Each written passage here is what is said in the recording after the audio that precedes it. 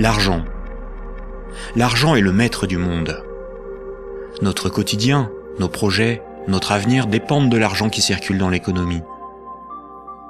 Pourtant, rares sont les citoyens, les politiciens, les décideurs sachant vraiment ce qu'est l'argent, d'où vient l'argent, qui fabrique l'argent.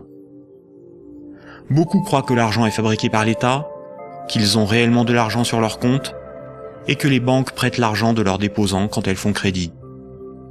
Ces trois croyances sont fausses.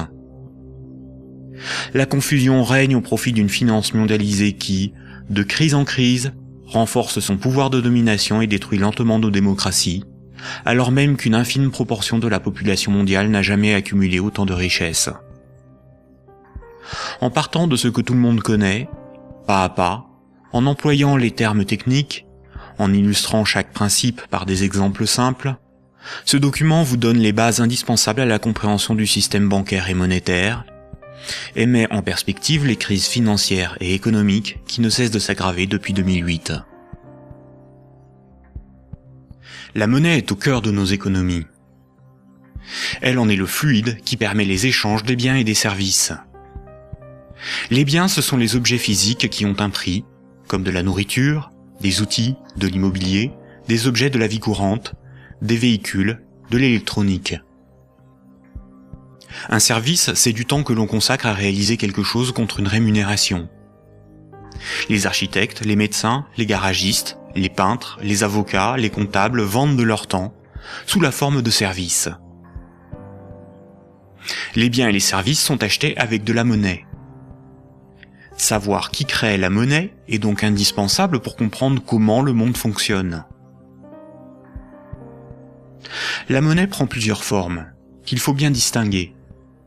Sans la connaissance des diverses formes de monnaie et les mécanismes qu'elles impliquent, il est impossible de comprendre le système monétaire et bancaire, et plus globalement l'économie. Il y a la monnaie sous la forme de billets et de pièces de monnaie. On l'appelle la monnaie centrale corporelle. C'est celle que vous pouvez retirer au guichet ou au distributeur automatique de billets de votre banque. On peut la toucher, on peut partir avec, on peut physiquement la détruire. On l'appelle aussi monnaie manuelle, liquide ou espèce. Elle est fabriquée par la Banque centrale. En dehors de la Banque centrale, personne n'a le droit de fabriquer des billets et des pièces de monnaie. La Banque centrale est une institution missionnée par l'État ou les États d'une zone monétaire pour fabriquer les billets et les pièces de monnaie. Elle a aussi pour mission de favoriser le bon fonctionnement de l'économie.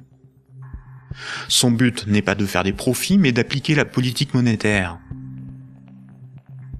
En France, comme pour l'ensemble des pays de la zone euro, la Banque centrale est la BCE, ou Banque centrale européenne.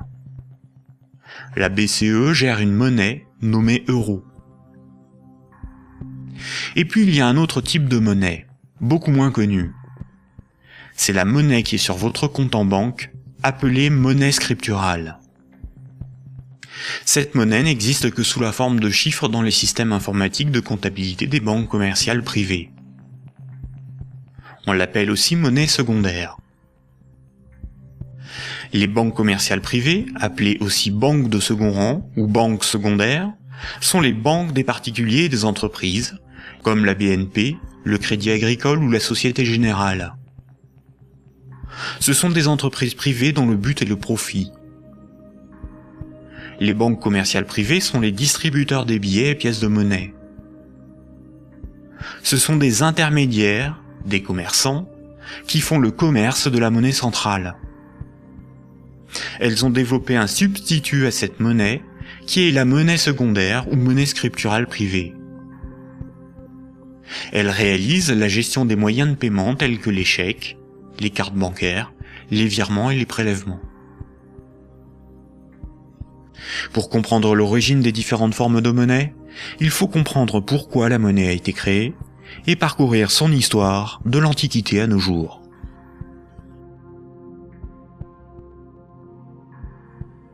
L'histoire de la monnaie s'étale sur des milliers d'années. La plupart des gens pensent que la monnaie remplace le troc. Le troc est le fait d'échanger un bien contre un autre. Par exemple, lorsque Paul et Jacques se rencontrent, Paul voudrait échanger 5 salades contre 10 kilos de pommes de terre. Sauf que si Jacques n'accepte pas de salade en échange de ses pommes de terre, il accepterait quelque chose d'autre, une denrée dont tout le monde a besoin. La monnaie serait apparue spontanément par la sélection de marchandises parmi les plus pratiques et les plus recherchées pour ces échanges immédiats. Dans un premier temps, le riz, l'avoine ou les animaux auraient été utilisés comme monnaie jusqu'à l'apparition de monnaies métalliques, d'or ou d'argent, forme ultime de monnaie. Le crédit ne serait apparu que plus tard, quand de la monnaie fut accumulée pour être prêtée à ceux qui en avaient besoin. Malheureusement, cette hypothèse n'a strictement aucune réalité historique. Les historiens ne cessent de le répéter. Ce n'est pas le troc qui apparut en premier, mais le crédit, c'est-à-dire la comptabilité des dettes, bien avant l'apparition de la monnaie. Le troc n'a pour ainsi dire quasiment jamais existé. Imaginons des paysans de l'Antiquité. Paul produit des salades qu'il récolte au printemps, et Jacques produit des pommes de terre qu'il récolte à l'automne. Jacques va emprunter 5 salades à Paul au printemps. Jacques doit l'équivalent de 5 salades à Paul. Ce n'est qu'à l'automne, 6 mois plus tard, que Jacques va le rembourser en lui donnant 10 kilos de pommes de terre. C'est la confiance qui permet ces échanges différés. On peut dire que Paul et Jacques se font confiance. Ils partagent un même principe moral qui est qu'une dette doit être honorée. Cela leur permet de se faire crédit. Quand Jacques demande des salades à Paul, il se sent redevable envers Paul. Jacques ne sera libre que quand il aura remboursé Paul des jours, des mois, des années plus tard, car il a une dette envers lui. Les hommes pouvaient se prêter des outils, des animaux, s'échanger des biens, mais aussi des services. Au-delà d'un certain volume d'échanges, la parole donnée ne suffit plus à garantir la confiance, il faut consigner par écrit. On invente l'écriture. Alors il faut apprendre à lire, écrire et compter. On invente l'école. Il faut aussi avoir confiance dans la quantité, mesurer ce que l'on échange. On invente les étalons et la métrologie. Enfin, il faut aussi avoir un arbitre en cas de litige. On invente les tribunaux. Les communautés prenaient une unité de compte virtuelle, ou un étalon, pour donner un prix aux biens et aux services qu'ils s'échangeaient. Si 5 salades valaient 10 unités de compte, alors quand Paul donnait 5 salades à Jacques, il lui devait 10 unités de compte. On a retrouvé nombre d'objets servant de registre de dette. Des bâtons, des boules d'argile, des papyrus, des bouts de tissu, des figurines. Parmi les plus anciens registres figurent des centaines de milliers de tablettes d'argile de l'époque sumérienne où étaient tenus des comptes et consignés des dettes. Ces tablettes étaient gérées par des temples proches des marchés. Personne ne pouvait empêcher les hommes de se faire crédit. Les unités de compte nécessaires à donner un prix à ce qui s'échangeait n'étaient qu'indicatives. Il n'est pas nécessaire de se procurer ou d'acheter des centimètres à chaque fois que l'on mesure ce que l'on prête à autrui. Durant plusieurs milliers d'années, il n'y avait pas de monnaie, juste la comptabilité des dettes des uns et des autres et des communautés entre elles. Ce n'est que beaucoup plus tard, environ 700 ans avant Jésus-Christ, que des souverains ou des castes régnantes ont imposé l'usage de monnaie comme moyen d'échange, sous la forme d'un objet dont ils s'attribuaient l'exclusivité de la production. Ils émettaient la monnaie, généralement des pièces d'or, d'argent ou de cuivre, payaient leurs soldats avec, et menaient des guerres pour conquérir de nouveaux territoires. Pour se procurer nourriture et équipement, les soldats imposaient par la force aux paysans et aux marchands cette monnaie comme paiement. Le pouvoir récupérait ensuite de cette monnaie lors de la perception des impôts. Comme tout le monde devait disposer de monnaie pour payer les impôts, elle devenait rapidement la monnaie officielle. Elle était acceptée comme paiement et elle se diffusait dans la communauté. Le pouvoir pouvait donc acheter nourriture, marchandises et richesses grâce à la monnaie qu'il produisait lui-même. Tant que l'on avait une dette, on n'était pas libre. On risquait de devenir l'esclave de son créancier ou d'être emprisonné si on ne s'acquittait pas de l'impôt. C'est la servitude pour dette. Et c'est pour ça qu'une monnaie employable pour payer une dette ou un impôt a un pouvoir libératoire. La monnaie a donc été créée par des castes régnantes, des souverains, pour extorquer une partie de la production des populations, vivre et s'enrichir sans travailler. C'est par ce principe que des empires se sont bâtis. Historiquement, le troc n'était pratiqué que durant les périodes de chaos et de conflits, lorsque la monnaie venait à manquer.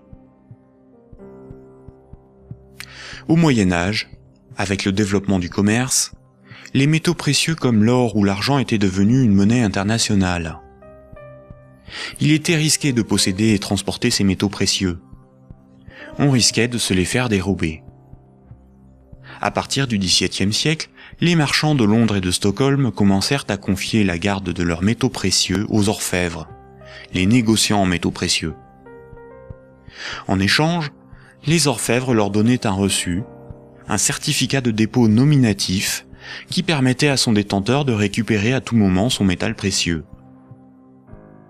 Lors des retraits, les orfèvres demandaient une petite somme pour le service de stockage rendu. Les boutiques des orfèvres devinrent des coffres fort bien gardés. Puis ces certificats sont devenus non nominatifs. Il était simplement inscrit dessus le poids de métal précieux qu'ils représentaient. Les marchands se mirent à se payer non pas en métal précieux, mais avec ces certificats. La monnaie papier était née. Les orfèvres constataient que les marchands laissaient leurs métaux précieux dans leurs coffres. Ils eurent donc l'idée de prêter ces métaux précieux à d'autres marchands pour développer leur commerce. Mais plutôt que de prêter les métaux précieux entreposés dans leurs coffres, les orfèvres émettaient des certificats papier. Quand les marchands remboursaient leurs dettes, ils rendaient les certificats et versaient un intérêt. Les orfèvres se mirent à imprimer bien plus de certificats que de métaux précieux disponibles dans leurs coffres. Cette pratique leur permit de s'enrichir en multipliant les intérêts perçus. Quand les certificats étaient rendus aux orfèvres, ils étaient détruits. Comme le papier monnaie échangeable contre des métaux précieux était accepté par les marchands comme paiement, les orfèvres pouvaient en imprimer pour leurs propres dépenses et achats. Tant que les emprunteurs et déposants ne venaient pas tous au même moment demander l'échange de leurs certificats contre l'équivalent en métal précieux, leur petit tour de magie pour s'enrichir restait secret. Aujourd'hui, les métaux précieux sont remplacés par la monnaie centrale. Avec l'avènement de la République et de la démocratie, c'est l'appareil législatif qui rédige la loi au nom du peuple, et l'État, la nation, fait fabriquer sa propre monnaie par la Banque centrale. La loi dit que tout citoyen est obligé d'accepter non pas des métaux précieux, mais de la monnaie de l'État comme règlement d'une dette. C'est ce qui donne son cours légal à la monnaie de l'État. Cette monnaie est dite fiduciaire, du latin fiducia, qui veut dire confiance. Sa valeur est liée à l'assurance qu'on peut échanger des biens et services avec cette monnaie. Rappelez-vous, quand un marchand déposait des métaux précieux chez l'orfèvre, il lui donnait l'équivalent en certificat de dépôt. Plus tard, le marchand pouvait retourner chez l'orfèvre et récupérer ses métaux précieux contre ses certificats. Aujourd'hui, quand le client d'une banque dépose des billets sur son compte, la banque le crédite.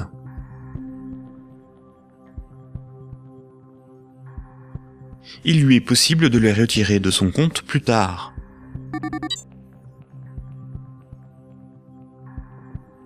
La monnaie secondaire, ou monnaie scripturale privée, est l'équivalent des certificats de dépôt des orfèvres. Tout comme le certificat de l'orfèvre est une reconnaissance de dette de l'orfèvre envers le marchand, un compte bancaire est une dette en monnaie centrale de la banque envers son client.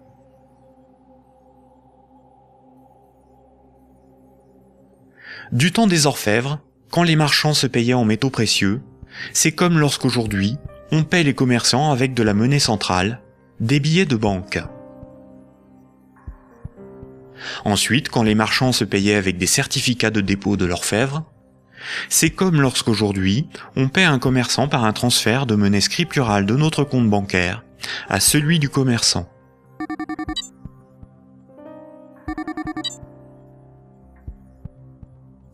Rappelez-vous aussi que quand l'orfèvre faisait crédit, qu'il prêtait des métaux précieux, il émettait bien plus de certificats de dépôt que de métaux précieux disponibles dans ses coffres.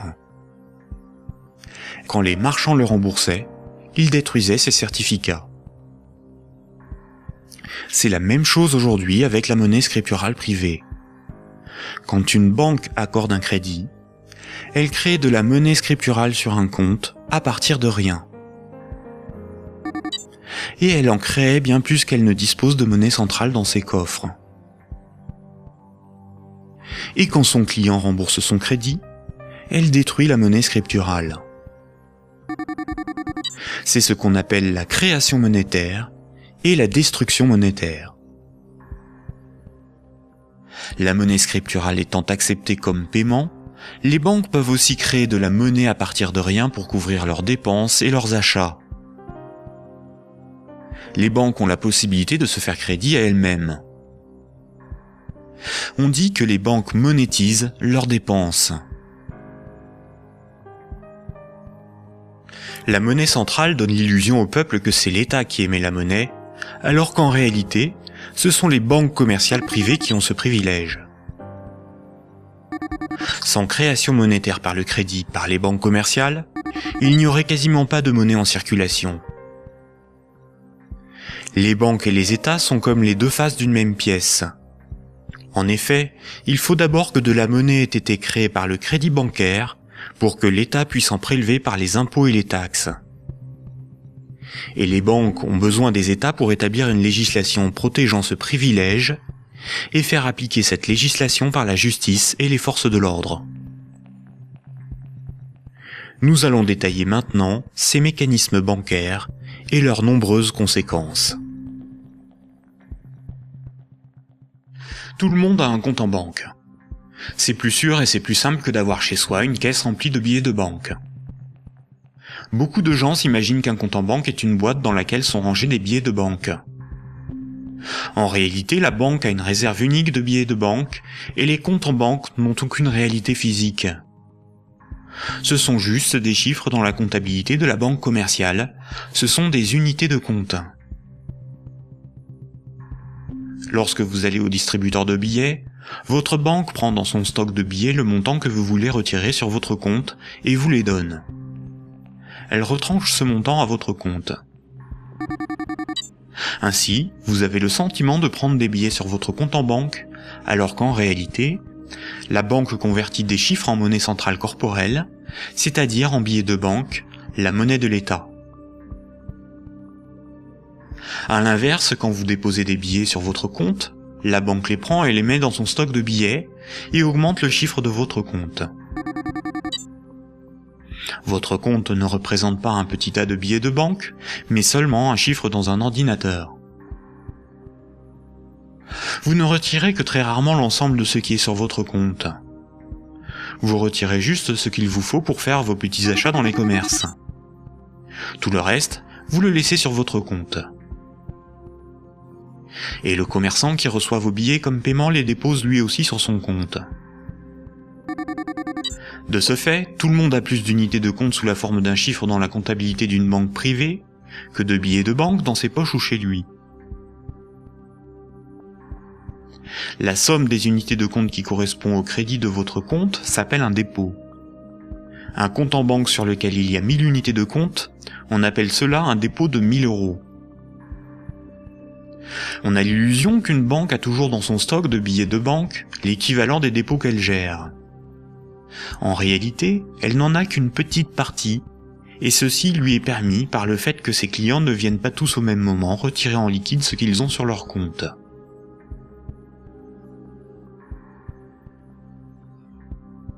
En Europe, la monnaie centrale est la monnaie qui a cours légal. C'est la monnaie officielle des États de la zone euro, dont l'État français. C'est la monnaie exigée par l'État pour le paiement des impôts et des taxes. La loi oblige les citoyens à accepter les billets de banque comme moyen de paiement, et elle sanctionne sévèrement ceux qui fabriquent de faux billets. En revanche, la monnaie inscrite au crédit d'un compte bancaire n'est qu'une reconnaissance de dette de la banque envers le détenteur du compte. Rien de plus. La loi impose aux banques commerciales privées de convertir ces unités de compte en billets de banque à votre demande. C'est pour cette raison que les banques commerciales appellent ces chiffres des euros. Les chiffres inscrits sur votre relevé de compte sont appelés euros, alors qu'en réalité, ce ne sont pas des euros. Ces unités de compte sont converties en euros au moment où vous les retirez de votre compte. Votre banque vous doit bien des euros, et c'est pour cette raison qu'il est marqué euros sur votre relevé de compte. Ces unités de compte sont tolérées par la loi comme moyen de paiement. Quand vous payez au moyen d'un chèque bancaire, d'une carte bleue ou d'un virement, vous réalisez un simple transfert d'un chiffre de votre compte à un autre. Tout ce qui sert de moyen de paiement est une monnaie. C'est pour cette raison que ces unités de compte sont appelées monnaie scripturale, monnaie secondaire ou monnaie scripturale privée. On peut dire que chaque banque a sa propre monnaie, car chaque banque a sa propre comptabilité, gère ses propres chiffres, ses propres unités de compte. Toutes les monnaies privées sont convertibles en monnaie centrale corporelle. Elles ont toutes la même valeur.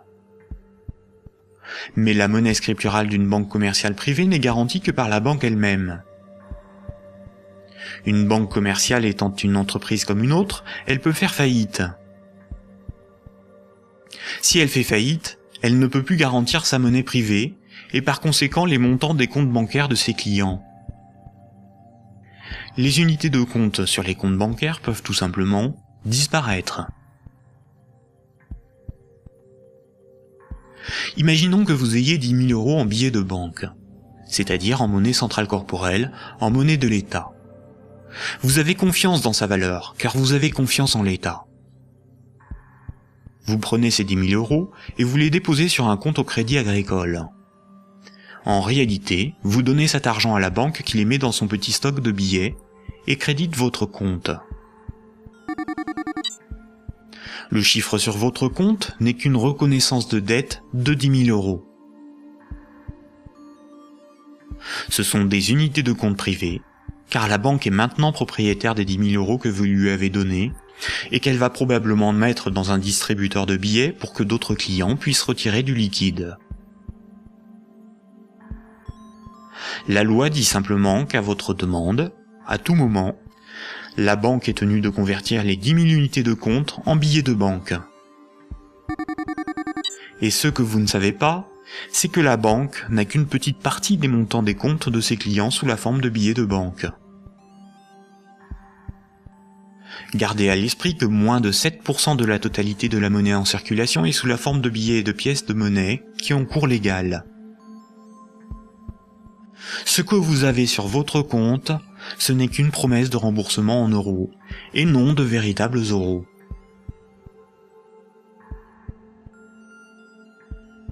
De nos jours, tout le monde paie des sommes de petite et grande taille sans jamais employer de billets de banque. La carte bancaire, la carte de crédit, les chèques bancaires, les prélèvements automatiques et les virements forment l'essentiel des procédés de paiement. Quand un client d'une banque veut transférer de l'argent à un autre client de la même banque pour le payer, que ce soit des entreprises ou des particuliers, la banque ne réalise qu'une manipulation de chiffres. Elle retranche au compte du client la somme inversée et l'ajoute au compte du destinataire. Aucun billet de banque n'est intervenu dans la transaction, et pourtant, les deux clients, en interrogeant leur banque, constatent bien qu'un transfert a été effectué. En revanche, quand un transfert doit être effectué entre les comptes bancaires de deux banques commerciales distinctes et concurrentes, la monnaie centrale intervient. Toutes les banques commerciales privées ont un compte à la banque centrale. Aucun particulier ni aucune entreprise ne peut avoir un compte à la banque centrale. Seules les banques commerciales et le trésor public, c'est-à-dire l'État, ont un compte à la banque centrale. La banque centrale réalise la comptabilité là aussi avec des chiffres dans des ordinateurs, et non pas des tas de billets de banque. Et cela pour des raisons purement pratiques. On appelle cette monnaie la monnaie centrale scripturale. Ces comptes sont en monnaie banque centrale ou monnaie centrale. Quand une banque commerciale a trop de billets, elle peut les déposer sur son compte à la banque centrale.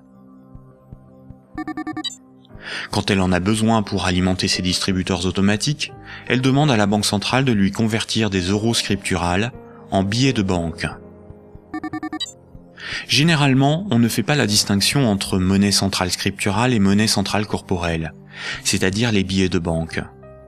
On appelle la somme de la monnaie centrale, scripturale et corporelle, la base monétaire. Entre elles, les banques commerciales se paient en monnaie centrale. Les banques n'acceptent pour paiement des autres banques que de la monnaie centrale. Quand un client veut transférer de la monnaie scripturale de son compte vers celui d'un client d'une autre banque, la monnaie scripturale est convertie en monnaie centrale, puis transférée à l'autre banque, qui va encaisser cette monnaie centrale et créditer le compte du destinataire. Ainsi, les banques se paient entre elles en monnaie centrale, car la monnaie scripturale privée d'une banque n'a pas de valeur pour les autres banques. La comptabilité du Crédit Agricole n'a rien à voir avec la comptabilité de la Société Générale. Ce sont deux entreprises distinctes et concurrentes. Ce qui existe entre les banques et pour les banques, c'est uniquement la monnaie banque centrale. C'est celle qui a cours légal, c'est la monnaie de l'État. Quand un client d'une banque a 1000 euros sur son compte, la banque n'est pas riche de 1000 euros. Elle doit simplement 1000 euros en monnaie centrale à ce client. C'est un chiffre dans sa comptabilité. Ce qui fait la richesse de la banque, c'est ce qu'elle possède, comme des immeubles, des bureaux, des actions, des titres financiers, et la monnaie centrale qu'elle a sous la forme de billets de banque ou de monnaie centrale sur son compte à la banque centrale. En revanche, à tout moment, la banque peut devoir s'appauvrir de 1000 euros si ce client les transfère sur un compte d'une autre banque, car cette autre banque veut être payée en monnaie centrale.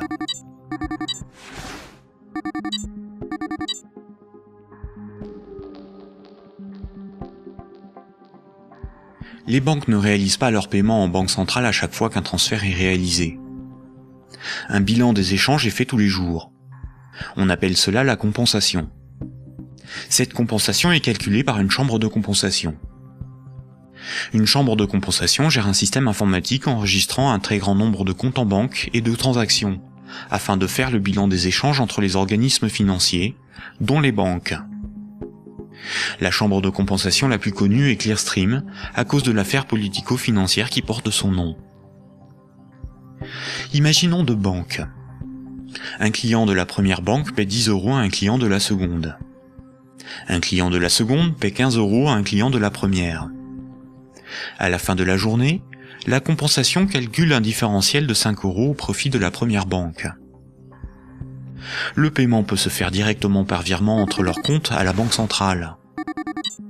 Quand une banque voit son compte débité à cause d'une compensation ou par un retrait au guichet par un client, on appelle cela une fuite.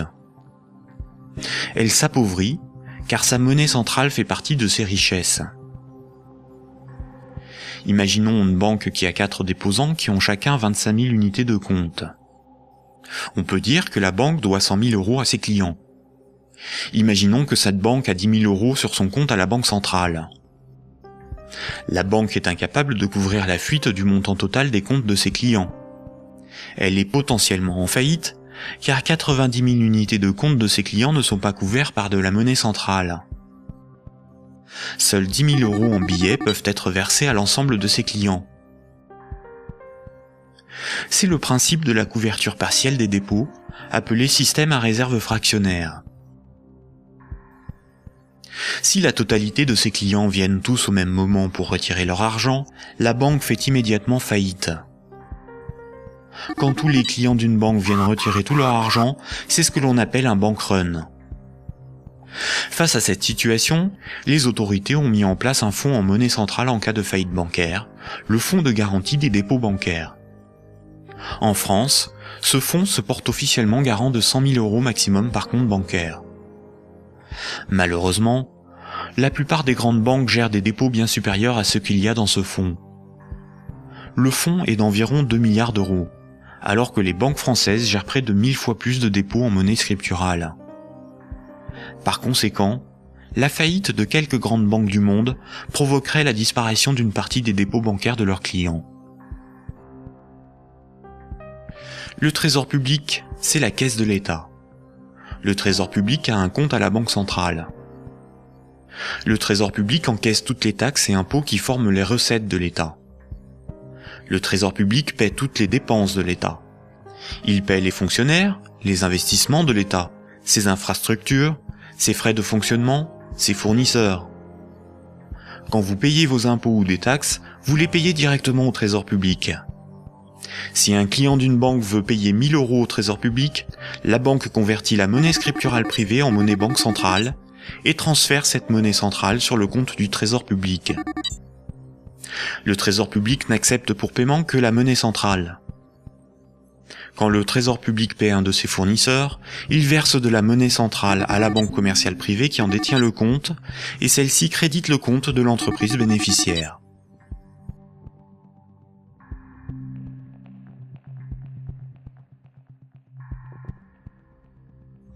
Récapitulons.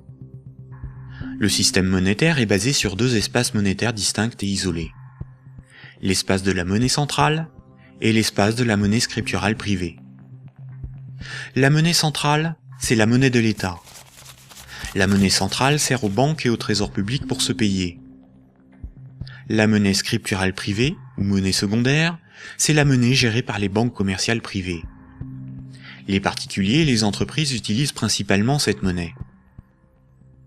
Quand un citoyen reçoit son salaire, c'est par transfert de monnaie scripturale privée. Sur son relevé de compte, il voit marqué euros, alors que ces euros n'existent pas. Le chiffre au crédit de son compte est une promesse de remboursement en euros. Or, si une banque fait faillite, elle ne peut plus honorer sa promesse vis-à-vis de ses clients. En France, les 2 premières banques gèrent plus de la moitié des dépôts bancaires. Aucun gouvernement ne permettra à une grande banque de faire faillite, car des millions de citoyens et d'entreprises perdraient une partie de leur argent. Ce serait une catastrophe sociale que l'ensemble de la société devrait compenser par l'appauvrissement général de la population. Toute entreprise peut faire faillite si elle est mal gérée, même les plus importantes. Mais cette règle ne s'applique pas aux grandes banques. Les gouvernements les sauvent en taxant l'ensemble des citoyens si nécessaire.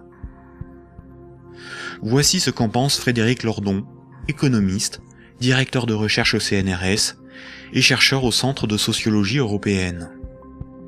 Frédéric Lordon, vous êtes plus radical ? J'en ai peur. C'est-à-dire, il me semble que derrière toutes les argumentations techniques du monde, il y a une question préjudicielle qui est une question de principe.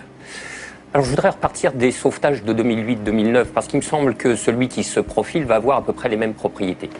À propos de ces sauvetages bancaires, on peut dire non contradictoirement 2 choses. La première, c'est qu'ils étaient une nécessité impérieuse, et je dirais même vitale. Et la deuxième, c'est que cependant, ils ont été des scandales sans nom. Des scandales sans nom. Alors pourquoi ça a été un scandale? Les gens le savent, alors ils sont un peu plus qu'échauffés, hein, je vous assure. On a sauvé les banques, on a sauvé la finance sans la moindre contrepartie, pas le plus petit commencement de réglementation de l'activité financière ou de transformation des structures bancaires. Donc, si vous me passez l'expression, le corps social en a gros.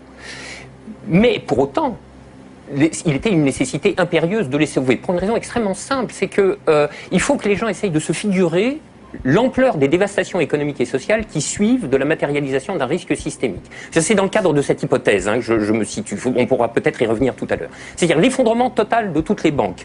Les transactions les plus élémentaires deviennent impossibles. Je veux dire, aller acheter son pain à la boulangerie, ça marche plus. Tout simplement parce que retirer de l'argent au distributeur à billets, ça marche pas. Faire un chèque, ça marche pas. Une carte bleue, ça marche pas. Vous avez les piécettes dans la poche, ça vous mène pas loin. Vous tenez 4-5 jours en forçant plutôt sur les patates. Et après, c'est retour au jardin potager pour ceux qui en ont un, et pour les autres, c'est retour vers l'état de nature économique. Ce que vous décrivez là, ça semble une catastrophe. Oui, c'est la catastrophe ultime si les banques ne sont pas sauvées et qu'elles tombent toutes ensemble. Ça pourrait se produire d'après vous, ça? Alors pour moi, Grèce, oui. si vous voulez, c'est un événement qui est de l'ordre de l'impensable. C'est-à-dire, c'est un chaos social d'une telle ampleur qu'il me semble inconcevable que les États se désintéressent de la chose. Par conséquent, ils sont forcés de venir au secours de la finance, qu'ils le veuillent ou non. Et c'est exactement là que se noue le drame, si vous voulez. C'est dans cette articulation entre la nécessité impérieuse d'une part et le scandale de l'autre. Le corps social est forcé, par pouvoir public interposé, de venir au secours des banques, car si les banques calanchent, c'est le corps social qui calanche dans la semaine qui suit. Et forcément, les intérêts matériels de la population sont si intimement liés à la structure bancaire qu'il est impossible de la laisser crever. Et vous voyez donc là où est le problème, c'est que de par leur position très particulière dans la structure sociale du capitalisme, les banques sont les dépositaires de fait de deux biens publics vitaux pour une société marchande. Vitaux. Le premier, c'est les encaisses monétaires de la population, les dépôts, les épargnes. Je veux dire, si toutes les banques tombent, ceci s'évapore dans l'instant. Et c'est pas la peine de se gargariser avec le fonds de garantie des dépôts. Hein. Ça va si une banque ou deux tombe. Si la totalité s'écroule, le fonds saute comme un bouchon de champagne. Et le deuxième bien public vital, c'est l'intégrité du système des paiements. Et c'est parce que les banques ont capté ces biens publics qu'elles peuvent contraindre l'État, les corps sociaux à leur venir en aide. C'est quoi l'intégrité du système des paiements, c'est le fait que les banques sont les teneurs de compte, qu'elles les mouvementent, qu'elles les débitent, qu'elles les créditent, donc elles sont les opératrices. Absolument. C'est pas qu'elles les garantissent, c'est qu'elles opèrent très concrètement et très basiquement les transactions élémentaires. La gestion des moyens de paiement. Et exactement. Voilà. Bon, alors, si vous voulez, là, il y a une situation de fait que les économistes appellent dans leur langage pluriel et amoral, mais dont le vrai nom est prise d'otage. Et celle-là, elle est colossale. Si vous voulez, chaque fois qu'il y a un mouvement social dans les transports ou le ramassage des ordures, on vous bassine avec la prise d'otage des syndicats. Mais ça, c'est une prise d'otage, mais cosmique. C'est énorme. Personne n'en parle jamais. Donc, la question de principe est la suivante. Derrière la question du sauvetage des banques et derrière la question des banques tout court, le corps social doit se poser la question de savoir s'il continue de tolérer que ces biens publics vitaux soient ainsi remis à des intérêts privés, et spécialement à des intérêts privés aussi mal éclairés que ceux de la finance, quand elle est mouillée jusqu'aux sourcils dans les marchés de capitaux. Bon, je trouve que poser la question, c'est y répondre. Et si on ne répond pas non, cette obligation de venir à la rescousse des banques se reposera éternellement. D'où ma conclusion. Il faut envisager la déprivatisation intégrale du secteur bancaire. La nationalisation. Alors, la nationalisation...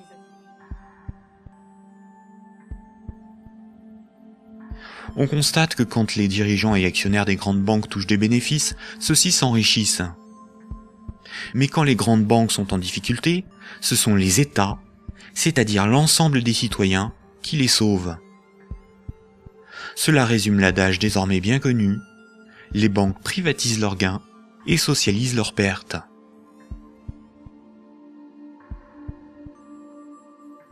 Pour bien comprendre le mécanisme de création monétaire, nous devons savoir ce qu'est un actif.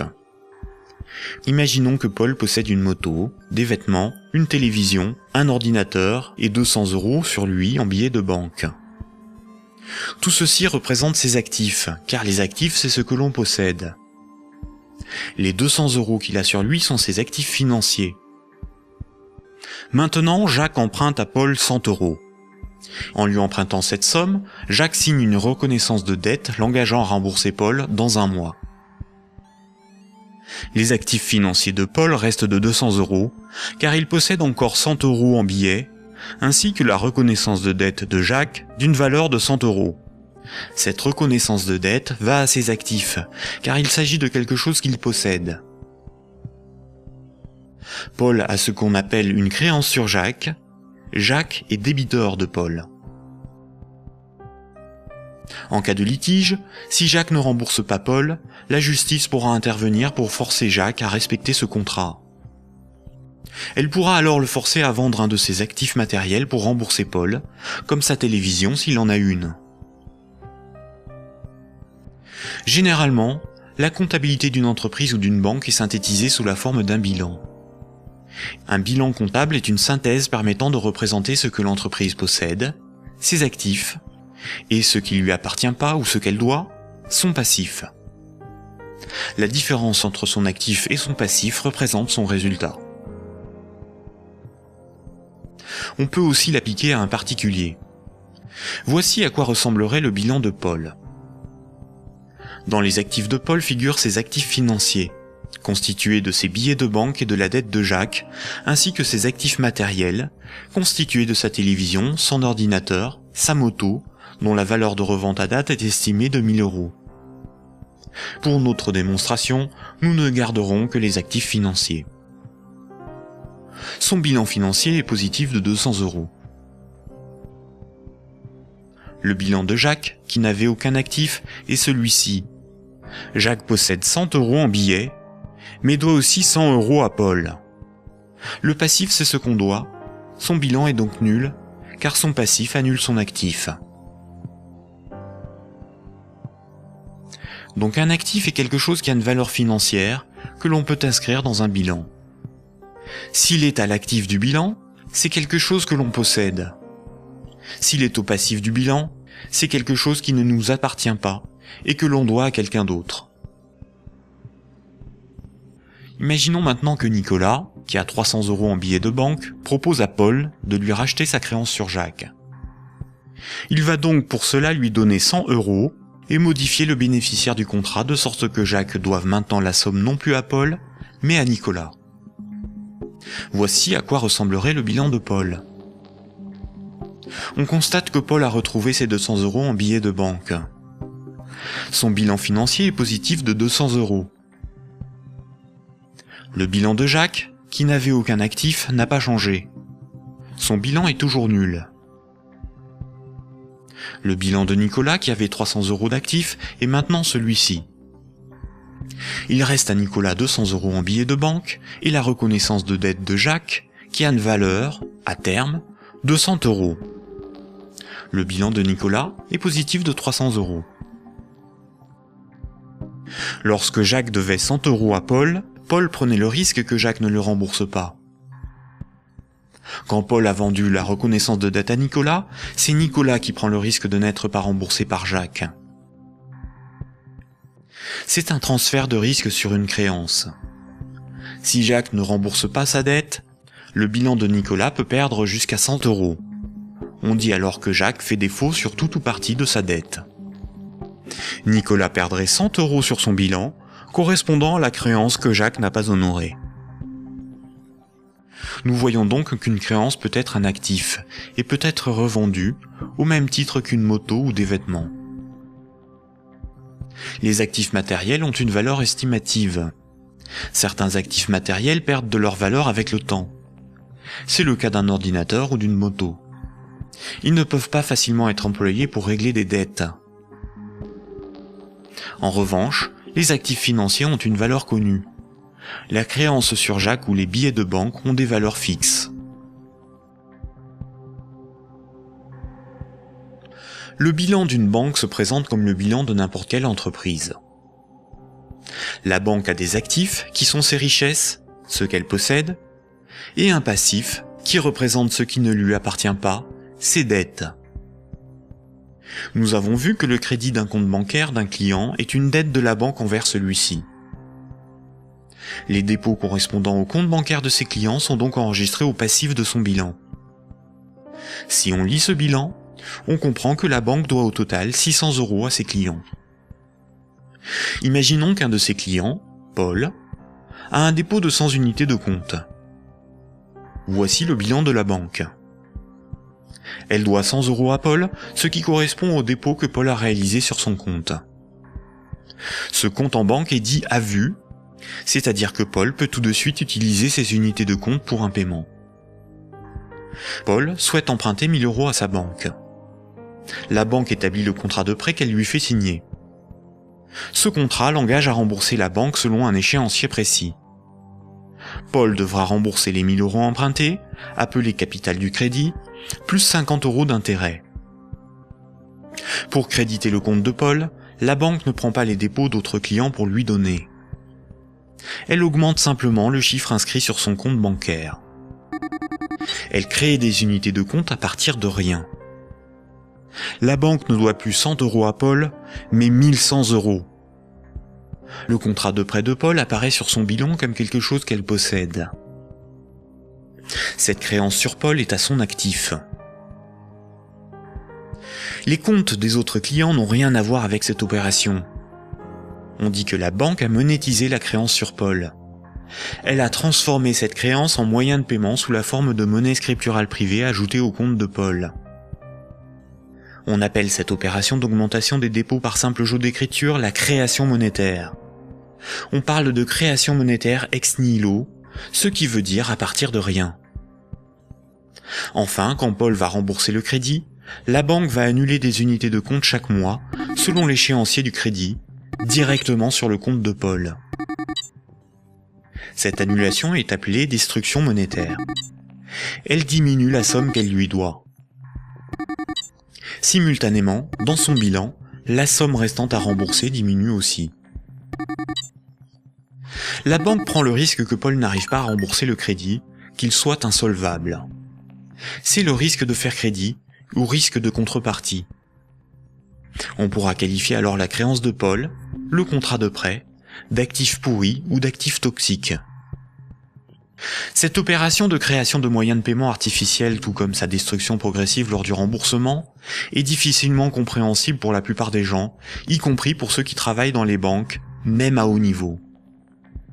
Il est pourtant évident que quand une banque accorde un prêt, aucun de ses clients ne voit son compte diminuer ne serait-ce que d'1 €. Ce mécanisme est très mal compris et les médias perpétuent, par ignorance, le mensonge selon lequel les banques doivent collecter des dépôts pour pouvoir prêter de l'argent. Pourtant, ce mécanisme est parfaitement décrit dans les manuels d'économie. Vous pouvez par exemple télécharger un petit fascicule intitulé « La monnaie et nous », édité par la Banque de France en 2009, expliquant la création monétaire par les banques commerciales privées.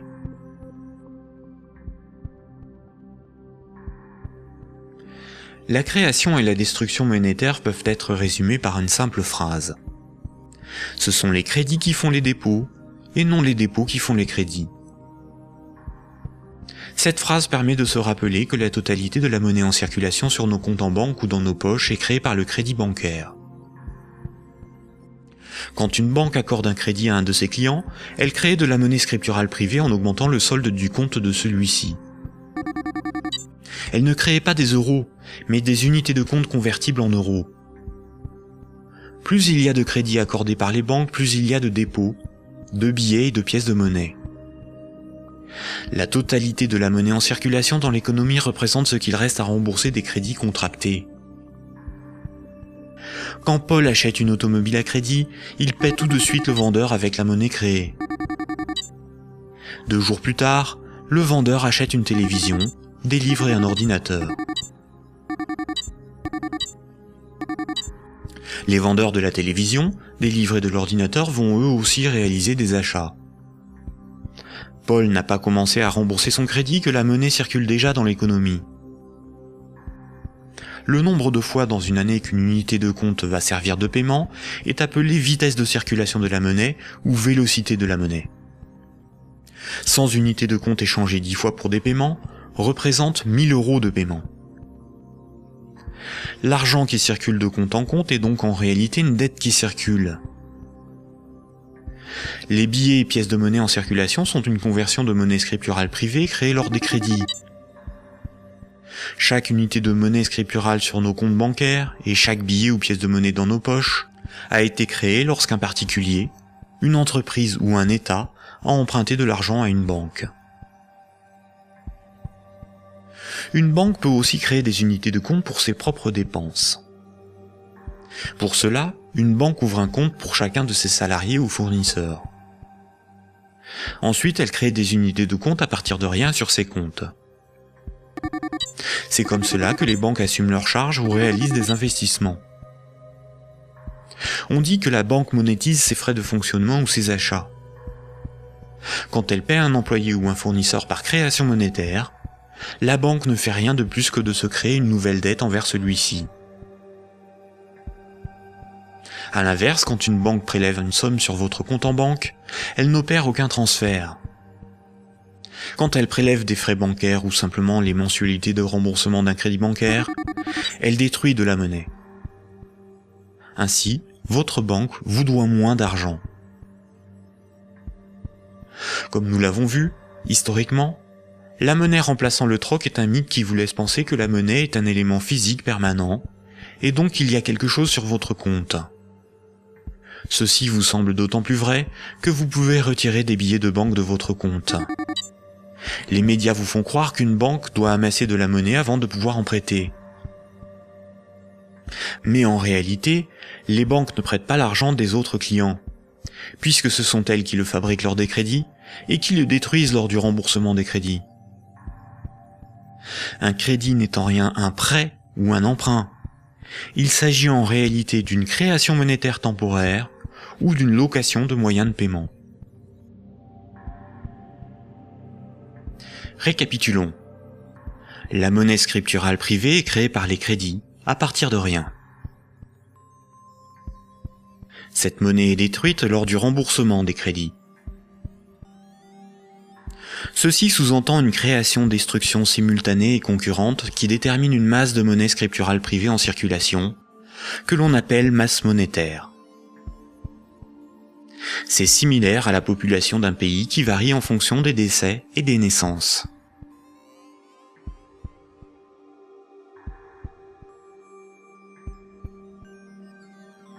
Trois citoyens et un banquier échouent sur une île déserte au beau milieu de l'océan. Ils s'organisent et décident de créer leur propre monnaie, qu'ils appellent euro. Le banquier fonde l'unique banque commerciale privée de l'île. Comme cette banque est nouvelle, les trois citoyens n'ont rien sur leur compte. Ils ne peuvent pas s'échanger et se vendre ce qu'ils produisent. Ils ont bien des marchandises à se vendre, mais aucune monnaie pour les payer.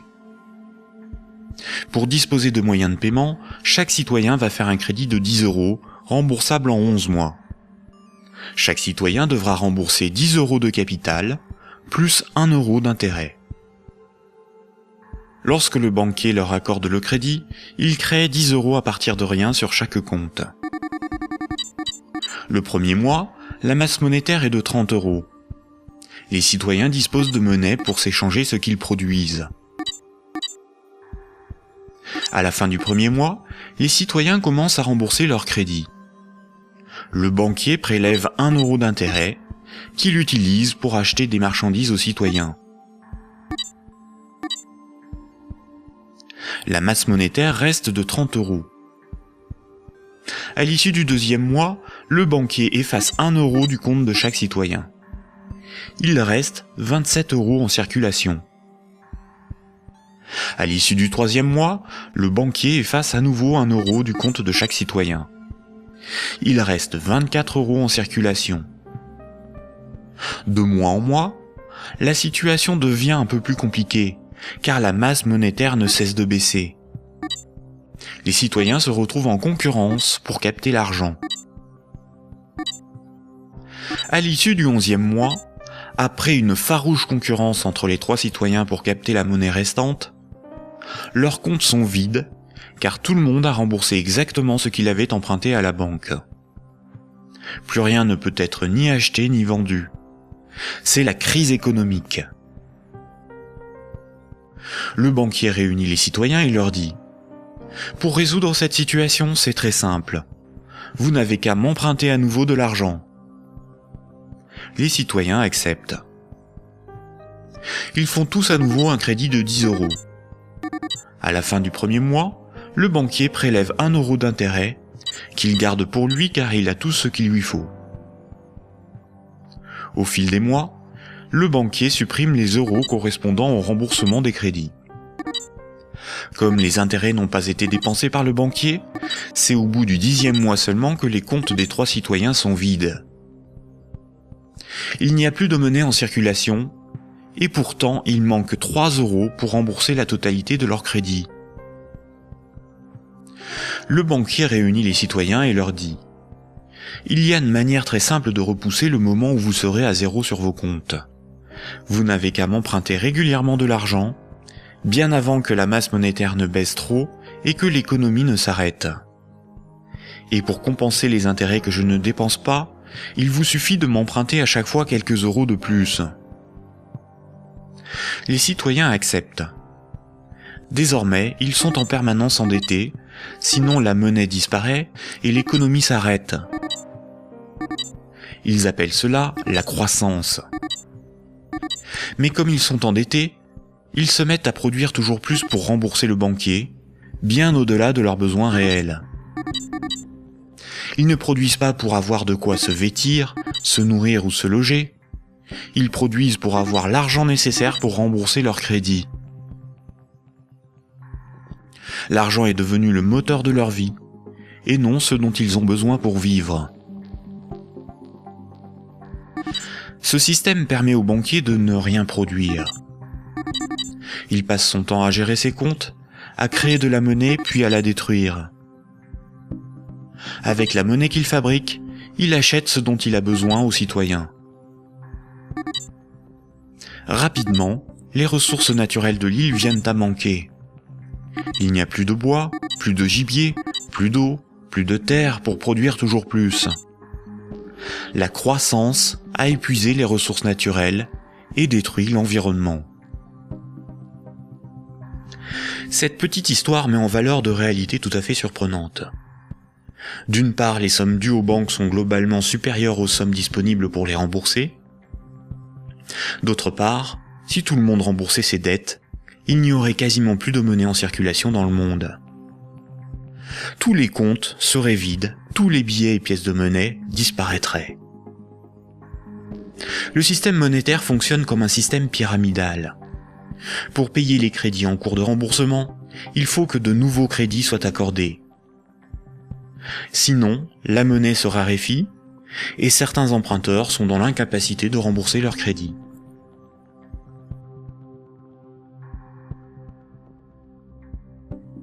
Pour les citoyens et les entreprises, la monnaie s'achète comme toute autre marchandise. Les banques louent la monnaie qu'elles fabriquent, et le prix de cette location est de la monnaie supplémentaire qu'elles sont les seules à fabriquer. Observons l'évolution de la masse monétaire dans la zone euro. Ce qui apparaît tout de suite, c'est son évolution exponentielle. La masse monétaire est composée de ce qu'on appelle des agrégats monétaires, nommés M1, M2 et M3. En orange, c'est la monnaie circulante. C'est la monnaie qui est sur les comptes à vue, utilisée pour des paiements, ainsi que la monnaie sous la forme de billets et de pièces de monnaie. Les comptes à vue servent à l'économie réelle. C'est là que sont versés les salaires, réalisés les paiements avec les cartes bancaires, les chèques, les virements, pour les échanges de biens et de services. C'est la monnaie qui sert l'économie réelle. En vert, ce sont les dépôts dits à terme, ou comptes à terme. Ce sont des comptes d'épargne rémunérés, des comptes à préavis, des livrets comme le livret A, certains placements financiers, où une partie de la monnaie scripturale est bloquée par les particuliers pour un certain temps. C'est de l'argent qui fait un peu d'argent. En violet, ce sont les placements à long terme, plutôt destinés aux entreprises. Les comptes à terme et les placements bloquent la monnaie. Cette monnaie n'est plus disponible pour réaliser des paiements, elle ne sert plus l'économie réelle. La masse de la monnaie qui circule, en orange, diminue quand les crédits sont remboursés par destruction monétaire. Elle diminue aussi quand de la monnaie est épargnée et passe d'un compte à vue à un compte à terme rémunéré, ou qu'elle est bloquée dans des placements à long terme. Par ailleurs, les banques ou des organismes spécialisés comme Sofinco ou Cetelem proposent de prêter de la monnaie scripturale privée existante contre intérêt. Ce sont de véritables prêts de dépôt bancaire, sans création monétaire. Ils représentent environ 40% des prêts de monnaie. L'industrie financière permet ainsi à de riches épargnants de ne plus travailler du tout. Ces épargnants peuvent ponctionner sur la masse monétaire circulante de la monnaie que les moins riches et les entreprises produisent par le crédit. Leur capital augmente progressivement en capturant de la monnaie créée par le crédit. La baisse de la masse monétaire circulante oblige les particuliers et les entreprises à emprunter perpétuellement pour la compenser. Quand un client d'une banque obtient un crédit, la nouvelle monnaie se retrouve sur un compte à vue. Elle est dépensée pour des achats et va voyager de compte en compte au fil des paiements, jusqu'au moment où elle servira au remboursement d'un crédit et sera détruite. Si la destruction monétaire est plus importante que la création monétaire, il s'ensuit une contraction de la masse monétaire. L'économie est en danger. La consommation baisse, cela provoque des faillites, certains doivent vendre de leurs richesses pour se procurer de l'argent, et il devient plus difficile de rembourser les crédits. Et si les emprunteurs n'arrivent plus à rembourser leurs crédits, ce sont les banques qui se retrouvent en difficulté.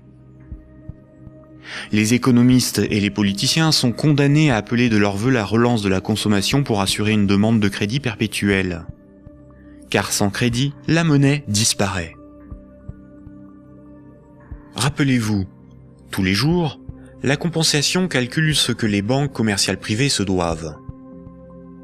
Les banques règlent leurs dettes en monnaie centrale. Quand une banque se procure de la monnaie centrale, on appelle cela le refinancement. Elles ont plusieurs possibilités. Elles peuvent demander à la banque centrale un crédit en monnaie centrale. Pour cela, elles déposent des titres financiers en garantie, par exemple des obligations d'État, et la banque centrale crédite leurs comptes.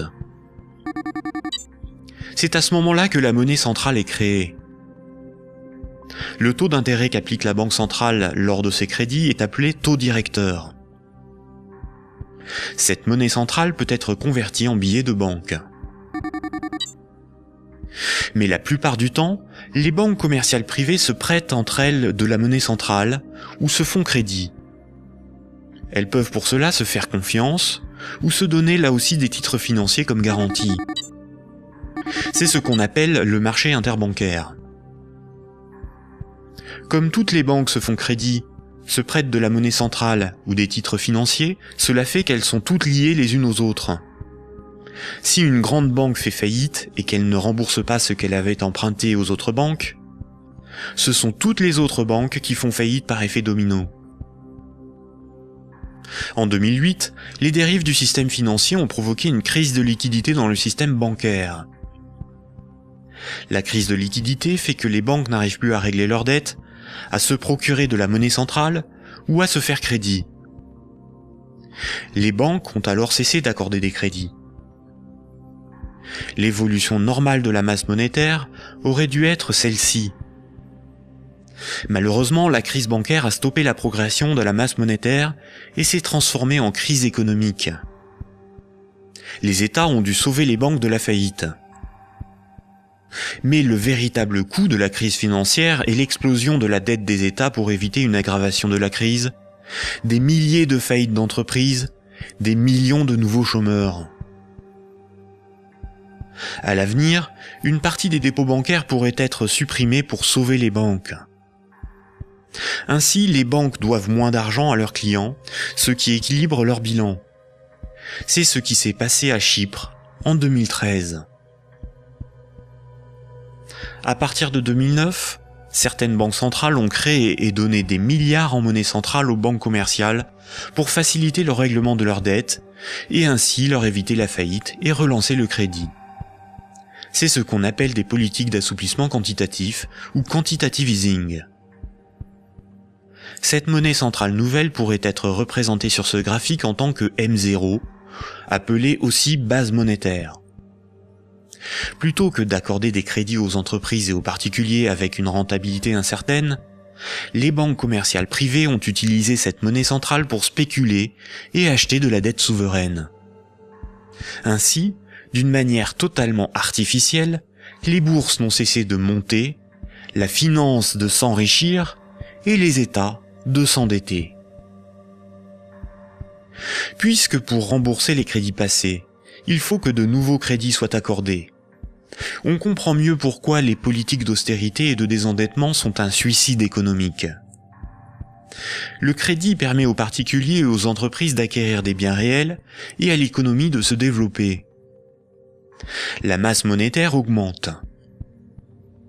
Une politique d'austérité provoque une contraction de la masse monétaire, condamnant à la faillite certains emprunteurs, qu'ils soient des particuliers, des entreprises ou des États. Les banques de ces emprunteurs peuvent saisir leurs maisons, leurs machines, leurs stocks.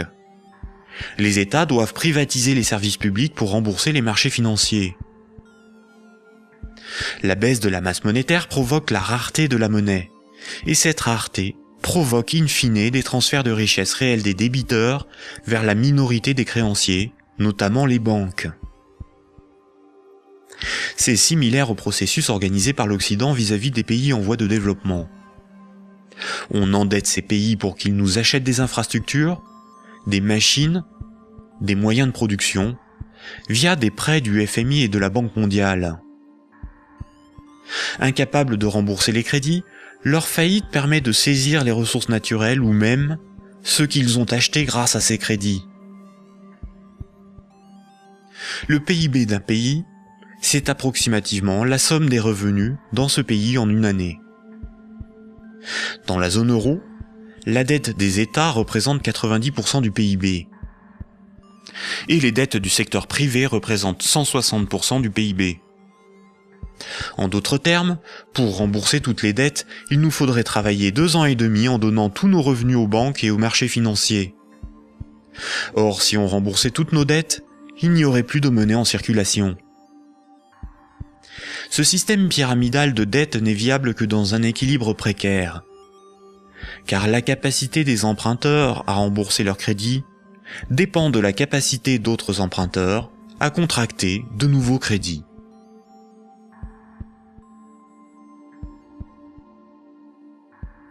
La fructification du capital, ou ce qu'on appelle l'usure, est le fait de toucher des intérêts sur de l'argent que l'on a et que l'on prête. Imaginons un pays où 10 citoyens ont tous 10 euros. Si l'un d'eux prête ces 10 euros avec 10% d'intérêt, il va lui être remboursé 11 euros. S'il le fait 10 fois, les autres citoyens de ce pays auront perdu chacun 1 euro. S'il le fait 90 fois, il possédera les 9/10 des richesses du pays, sans avoir travaillé. C'est son capital qui travaille, pas lui. C'est déjà une situation moralement difficile à justifier. Si l'usure permet aux riches de concentrer de la monnaie, les banques ont le privilège de la création de cette monnaie. Quand une banque veut acheter un immeuble, elle crée la monnaie nécessaire à l'acheter. Pour pouvoir créer de la monnaie, une banque doit simplement veiller à ce que ses actifs, ce qu'elle possède, lui permettent de payer les autres banques. Si les banques peuvent créer de la monnaie à partir de rien pour leurs achats, les entreprises, les particuliers et les États doivent d'abord en épargner, ou bien demander à une banque de lui en louer par un crédit. Voici ce que Maurice Allais, prix Nobel d'économie en 1988, disait de la création monétaire ex nihilo. Dans son essence, la création de monnaie ex nihilo actuelle par le système bancaire est identique, je n'hésite pas à le dire pour bien faire comprendre ce qui est réellement en cause, à la création de monnaie par les faux monnayeurs, si justement condamnée par la loi. Concrètement, elle aboutit au même résultat. La différence est que ceux qui en profitent sont différents et autorisés à le faire. Les banques sont des entreprises à but lucratif. Elles ont des actionnaires, leur but est l'enrichissement. Par le privilège de la création monétaire, la spéculation et l'usure organisée à l'échelle industrielle, on constate une gigantesque concentration des richesses dans les mains d'un tout petit nombre de personnes.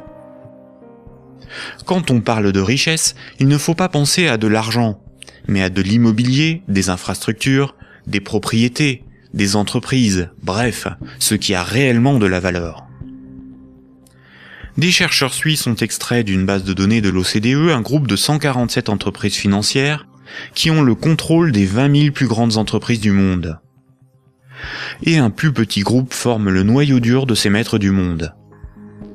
Sans surprise, les banques, et plus globalement le monde de la haute finance, notamment anglo-saxonne, contrôlent directement ou indirectement la plupart des grandes entreprises du monde. 1% de la population possède 46% du patrimoine mondial. Ce mouvement de concentration des richesses s'est accentué dans les années 70. Le néolibéralisme consacre la loi du marché comme dogme économique. Il prône la libre circulation des capitaux, des marchandises et des personnes à l'échelle mondiale, et une concurrence libre et non faussée. L'efficience des marchés serait l'avenir de l'homme. Dans cette perspective, les États sont des obstacles à la dérégulation financière. Avant les années 70, l'État français pouvait se financer à taux fixe et avantageux par un dispositif appelé le circuit du trésor. La Banque centrale pouvait faire des avances significatives à l'État. À partir des années 70, ce dispositif a été démantelé. Les États ont été obligés de se financer sur les marchés financiers, avec un taux variable en fonction de l'offre et de la demande. Par ailleurs, l'industrie financière organise la fuite des bénéfices et fortunes dans les paradis fiscaux. Pour le seul État français, le manque à gagner sur les recettes fiscales est estimé entre 50 et 80 milliards d'euros chaque année, soit plus que les recettes de l'impôt sur le revenu. En d'autres termes, l'État est contraint d'emprunter aux marchés financiers, c'est-à-dire aux banques et aux clients des banques, ce qu'elle ne leur prend pas sous la forme d'impôts et de taxes, et de leur payer pour cela un intérêt supplémentaire. Sans les intérêts imposés par les marchés financiers, l'État français n'aurait pas dû payer plus de 1500 milliards d'euros d'intérêts en 30 ans. La totalité de l'impôt sur le revenu est consacrée au seul remboursement des intérêts de la dette. Si les financiers prêtent aux États, c'est parce que les États ont le droit de lever autant d'impôts que nécessaire pour les rembourser, et d'utiliser la justice et les forces de l'ordre pour faire payer les contribuables. La création monétaire est aussi appelée planche à billets, même quand il s'agit de monnaie scripturale privée créée par le crédit. C'est un terme péjoratif faisant référence à l'impression de billets de banque par l'État. Ce terme est parfois employé par certains économistes de manière démagogique, pour induire en erreur quant aux responsabilités de la création monétaire et de l'inflation. L'inflation, c'est la hausse générale des prix.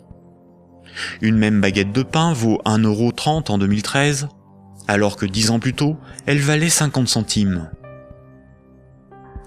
L'inflation est due au rapport entre la création monétaire et la création des richesses réelles. Si on crée plus de monnaie que de biens et services à vendre, les prix vont augmenter.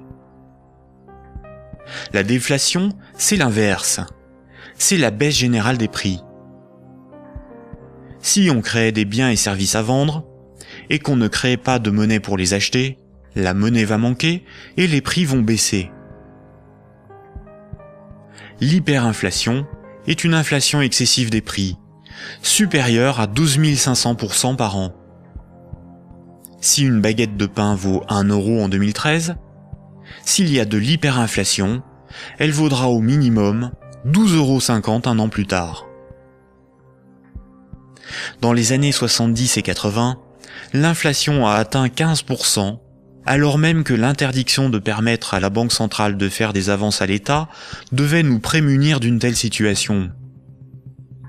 En réalité, interdire à l'État le financement à taux avantageux par sa propre banque centrale était le moyen non pas d'éviter une inflation excessive, mais de transférer une partie des recettes fiscales de l'État au marché financier, c'est-à-dire aux banques et à leurs clients, et d'assurer aux banques commerciales privées le monopole de la création monétaire en supprimant la concurrence de l'État.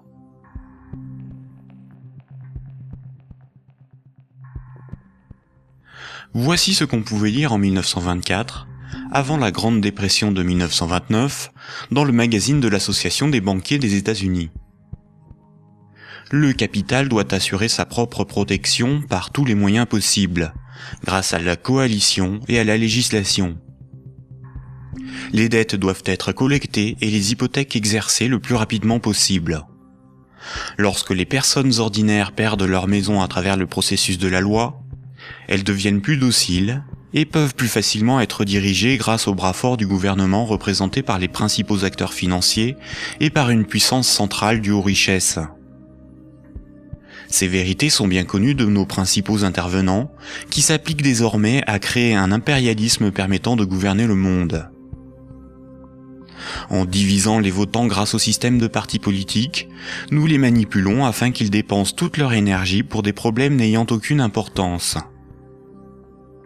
C'est donc grâce à une action discrète que nous garantirons la pérennité de ce que nous avons si bien planifié et accompli.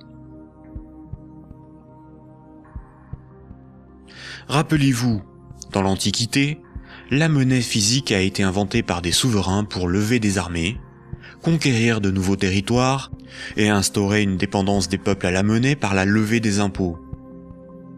Toutes les dettes devaient être réglées avec la monnaie du souverain. Cela lui permettait d'acheter les richesses aux populations avec la monnaie qu'il fabriquait lui-même. Une seule et même organisation gérait la fabrication de la monnaie, les armées, la législation, la justice et les forces de l'ordre. Aujourd'hui encore, la monnaie reste un instrument de domination et un élément clé de la géopolitique. Le siècle dernier a été celui du dollar américain. Le dollar américain est de loin la monnaie la plus répandue sur Terre. Le budget militaire américain est égal aux dépenses militaires de tous les autres pays réunis. Tous les ans, ce budget est voté par le Congrès et généreusement financé par la Banque fédérale américaine. Fondée en 1913, la Banque fédérale américaine est une banque privée et non une institution publique.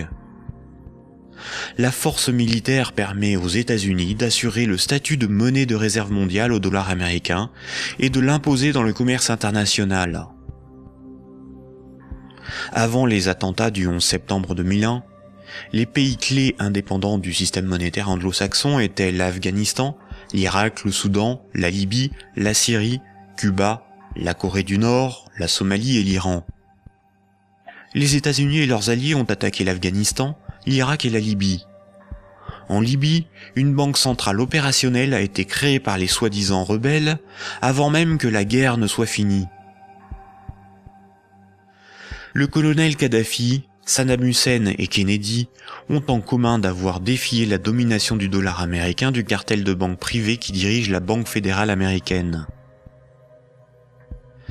Aujourd'hui, les banques centrales sont indépendantes de tout pouvoir politique et sont coordonnées à l'échelle mondiale par la Banque des banques centrales, la BRI, Banque des règlements internationaux, située à Bâle en Suisse. Ce n'est pas une institution publique, elle n'a aucun mandat. Ses membres ne sont pas élus, et pourtant c'est probablement le cœur du futur gouvernement mondial.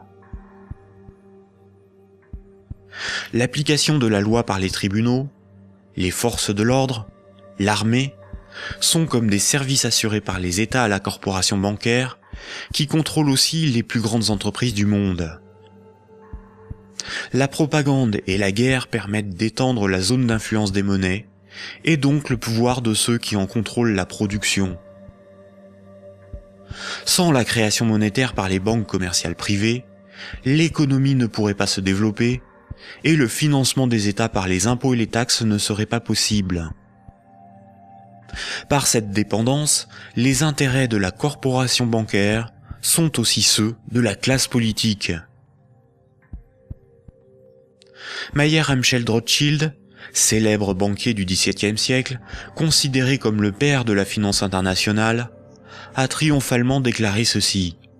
« Donnez-moi le droit d'émettre et de contrôler l'argent d'une nation, et alors peu m'importe qui fait ses lois. »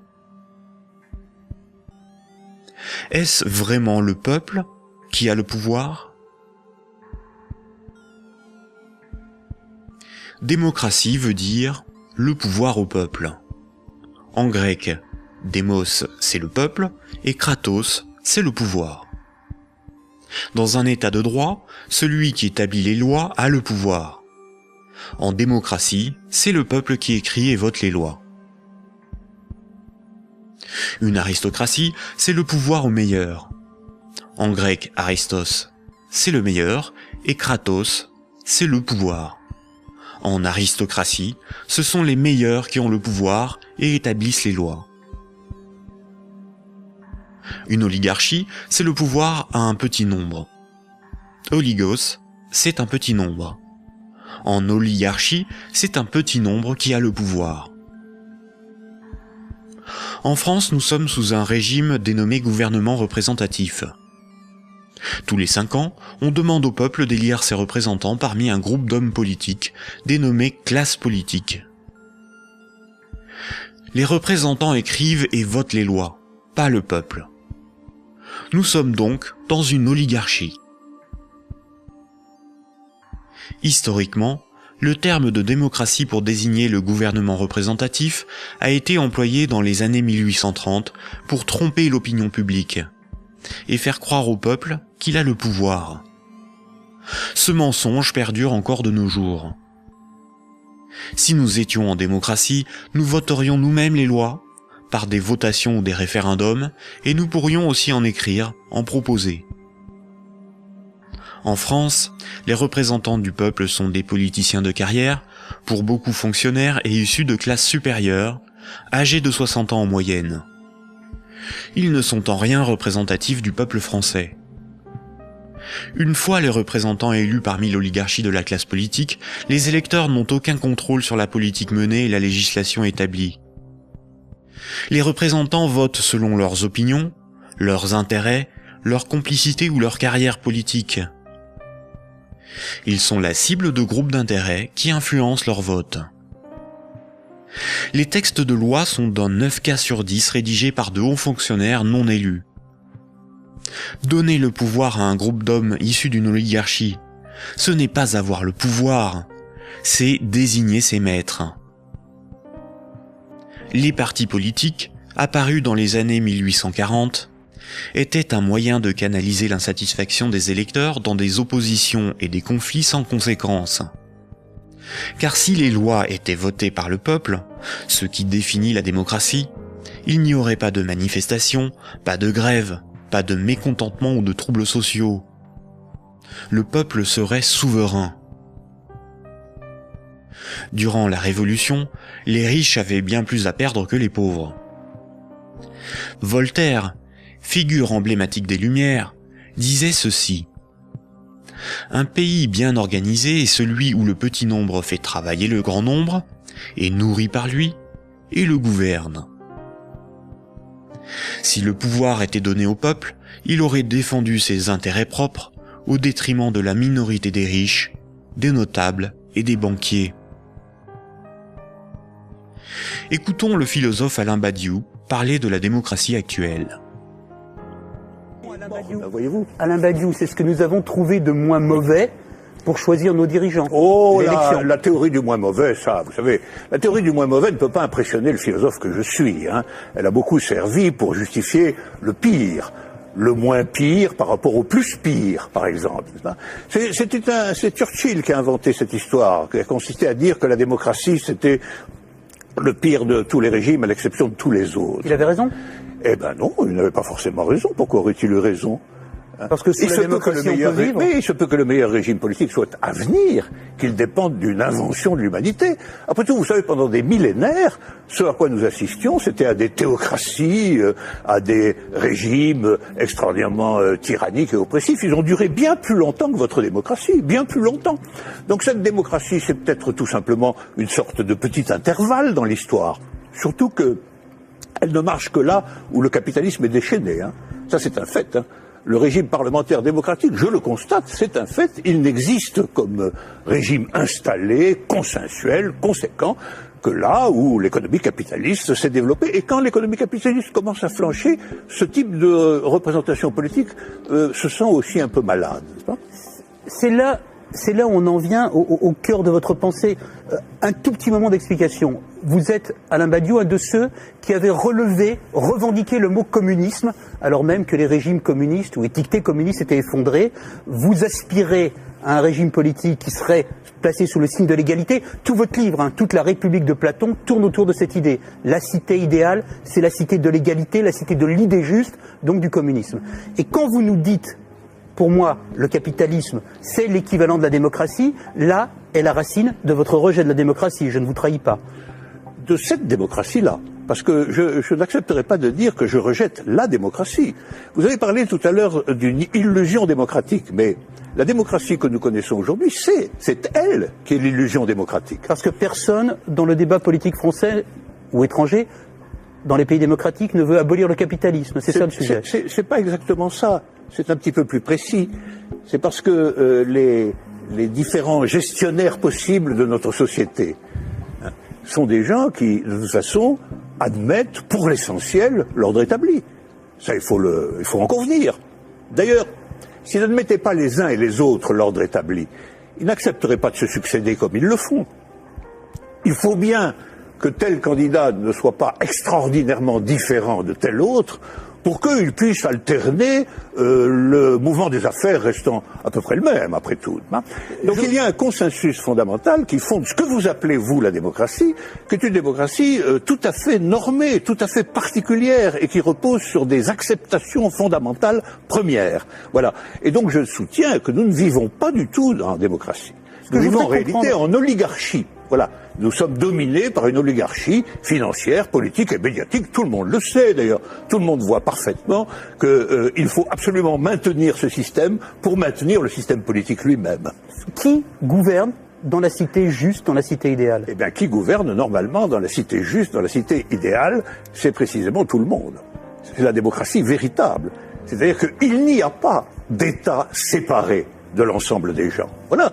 C'est ça la cité idéale. La cité idéale, c'est la grande idée communiste de Marx lui-même, qui est un peu oubliée, mais que je voudrais rappeler, c'est le dépérissement de l'État. C'est l'idée que l'existence d'une machine d'État oppressive, séparée, qui doit être perpétuellement validée par des élections, etc., c'est une affaire vieillie, c'est une affaire qu'il faut dépasser absolument, au nom de ce que Marx lui-même appelait un régime d'association. La capacité, pour tout le monde, de s'occuper de ses propres affaires. Ce qui est intéressant, et c'est là où, quand vous parliez de l'idée de Marx et de l'idée de l'association, vous êtes un fervent admirateur de ce qu'on a appelé les révolutions arabes, fervent admirateur également de ce qu'on a appelé le mouvement des indignés. Et ce qui est très intéressant, c'est que votre critique sur les révolutions arabes commence au moment où elle se transforme en processus démocratique électoral avec des élections. Oh ben c'est pas ma critique à moi, c'est d'abord la critique de tous ceux qui ont participé au mouvement dans les pays arabes. Ils ont été légèrement surpris et déconcertés par le résultat des élections. Mais le principe même des élections... Comme moi je l'ai été en mai 68. Eux aussi ils disent élections piège à con maintenant, maintenant qu'ils ont les partis islamistes dits modérés sur le dos. C'est comme si, après une révolution, une tempête révolutionnaire démocratique extraordinaire, on vous présentait un massif parti démocrate chrétien comme le vainqueur des élections. Ben vous seriez un peu étonné tout de même, C'est bien la preuve qu'il y a deux sens du mot démocratie qui ne sont pas du tout homogènes. Sauf que la revendication, Alain Badiou, la revendication du peuple contre les dictateurs, c'était de pouvoir voter. Bon, la revendication du peuple contre les dictateurs, c'était que les dictateurs s'en aillent. Mais c'était leur revendication unanime. Sur la question du vote, il y a eu d'innombrables débats. Comment, quand, dans quelles conditions? Ces débats ont souvent été tranchés par des autorités extérieures au mouvement populaire lui-même. En Égypte, par exemple, ils ont été largement tranchés par l'armée. Autant dire par ce qui restait du régime d'avant. Parce que la révolution a été volée par l'armée. Mais les Tunisiens, par exemple... Le gouvernement représentatif, en ne donnant aucun pouvoir aux pauvres, aux ouvriers et aux paysans, garantit la protection des intérêts des plus puissants et des plus riches. Aujourd'hui encore, le citoyen n'est qu'un électeur, un emprunteur et un consommateur. Il est informé par des médias inféodés aux grands groupes financiers et industriels dont ils sont pour la plupart la propriété. Le vote des lois par les citoyens, le référendum d'initiative populaire, ou la mise en place d'un parlement tiré au sort dans la population comme le sont les jurys populaires, qui sont des évolutions démocratiques élémentaires, sont systématiquement dénigrés dans les médias. L'Union européenne est une organisation soutenue à l'origine par les élites américaines pour éviter l'apparition d'une puissance concurrente en Europe de l'Ouest. Elle est néolibérale et structurellement antidémocratique. Si les peuples européens écrivaient et votaient eux-mêmes les lois de l'Union, Bruxelles ne serait pas la seconde place de lobbying après Washington. L'Union européenne est le royaume de Goldman Sachs et de la haute finance, dont les hommes se retrouvent à la tête de nombreuses institutions et même de certains États. Et nombreuses sont les carrières politiques se prolongeant dans le privé, au service des lobbies ou dans les grandes entreprises. Ce que nous appelons des euros, ce qui est sur notre compte en banque, ce ne sont pas des euros, mais une dette en euros. Ce que nous appelons crédit, prêt ou emprunt, ce n'est qu'une création de monnaie temporaire. Ce que nous appelons démocratie n'est pas une démocratie, mais une oligarchie. Ce que nous appelons un citoyen n'est rien d'autre qu'un électeur. Ces manipulations du langage empêchent les intellectuels, les politiciens, les journalistes et les électeurs de penser le monde. Elles dissimulent avec habileté le pouvoir sans égal des corporations, de la finance et du secteur bancaire.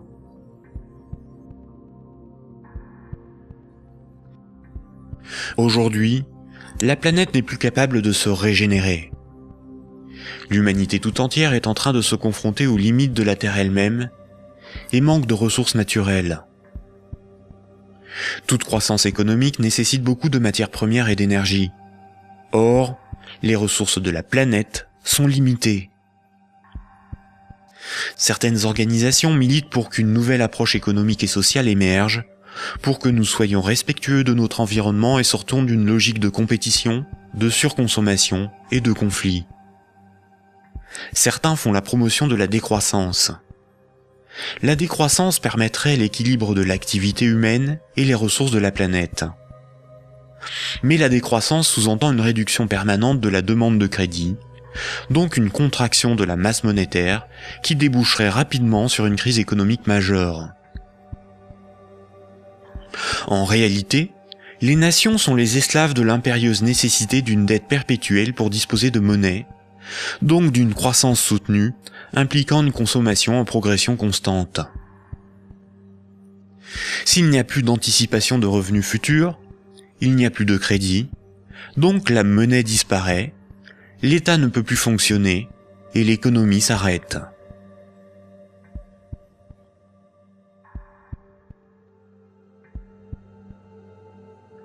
La monnaie en circulation est créée par les banques contre intérêt lorsqu'elles accordent des crédits et détruite lors du remboursement des crédits. Ce cycle monétaire garantit aux banques une rente perpétuelle. Les créanciers sont les banques et le secteur financier, et les débiteurs sont le reste du monde. Notre système économique n'est en rien libéral, puisque nous sommes dépendants des banques pour réaliser le moindre échange économique. Nous ne sommes pas libres de ne pas être endettés. La rareté de la monnaie organise la concurrence entre les individus, entre les entreprises, entre les nations. Les banques créent la monnaie en fonction de leurs propres intérêts et non en fonction de l'intérêt général. Les conflits armés sont plus lucratifs que la diplomatie. La concurrence, plus dépensière que la coopération. La spéculation, plus rentable que le social. Si les banques pouvaient nous vendre l'air que l'on respire, elles le feraient. Pour certains philosophes des siècles passés, voici l'ordre naturel des choses. Le divin représente l'ordre supérieur. L'ordre moral est guidé par le divin, par le sacré. L'ordre politique est guidé, lui, par la morale. Et la finance, elle, est au service de l'ordre politique. Mais si la monnaie n'est plus le reflet des échanges économiques de ceux qui créent les richesses réelles, mais le moyen par lequel ces richesses réelles sont échangées, l'argent devient le maître du monde. Une inversion des ordres s'opère. Le divin est remplacé par l'argent. N'a de valeur que ce qui a un prix. Les marchés font office de morale. Rien ne doit enfreindre les lois du marché, bénéfiques pour l'humanité. La finance est au service des marchés. Les financiers sont les nouveaux prophètes, ils défendent l'immanente main invisible. La politique et l'État sont au service de la finance, car ils en sont dépendants. Ils sont forcés de défendre les intérêts de la finance au détriment de ceux des peuples. Frédéric Bastiat, économiste politique au XIXe siècle, disait ceci. Quand le pillage devient un moyen d'existence pour un groupe d'hommes qui vit au sein de la société, ce groupe finit par créer pour lui-même tout un système juridique qui autorise le pillage et un code moral qui le glorifient.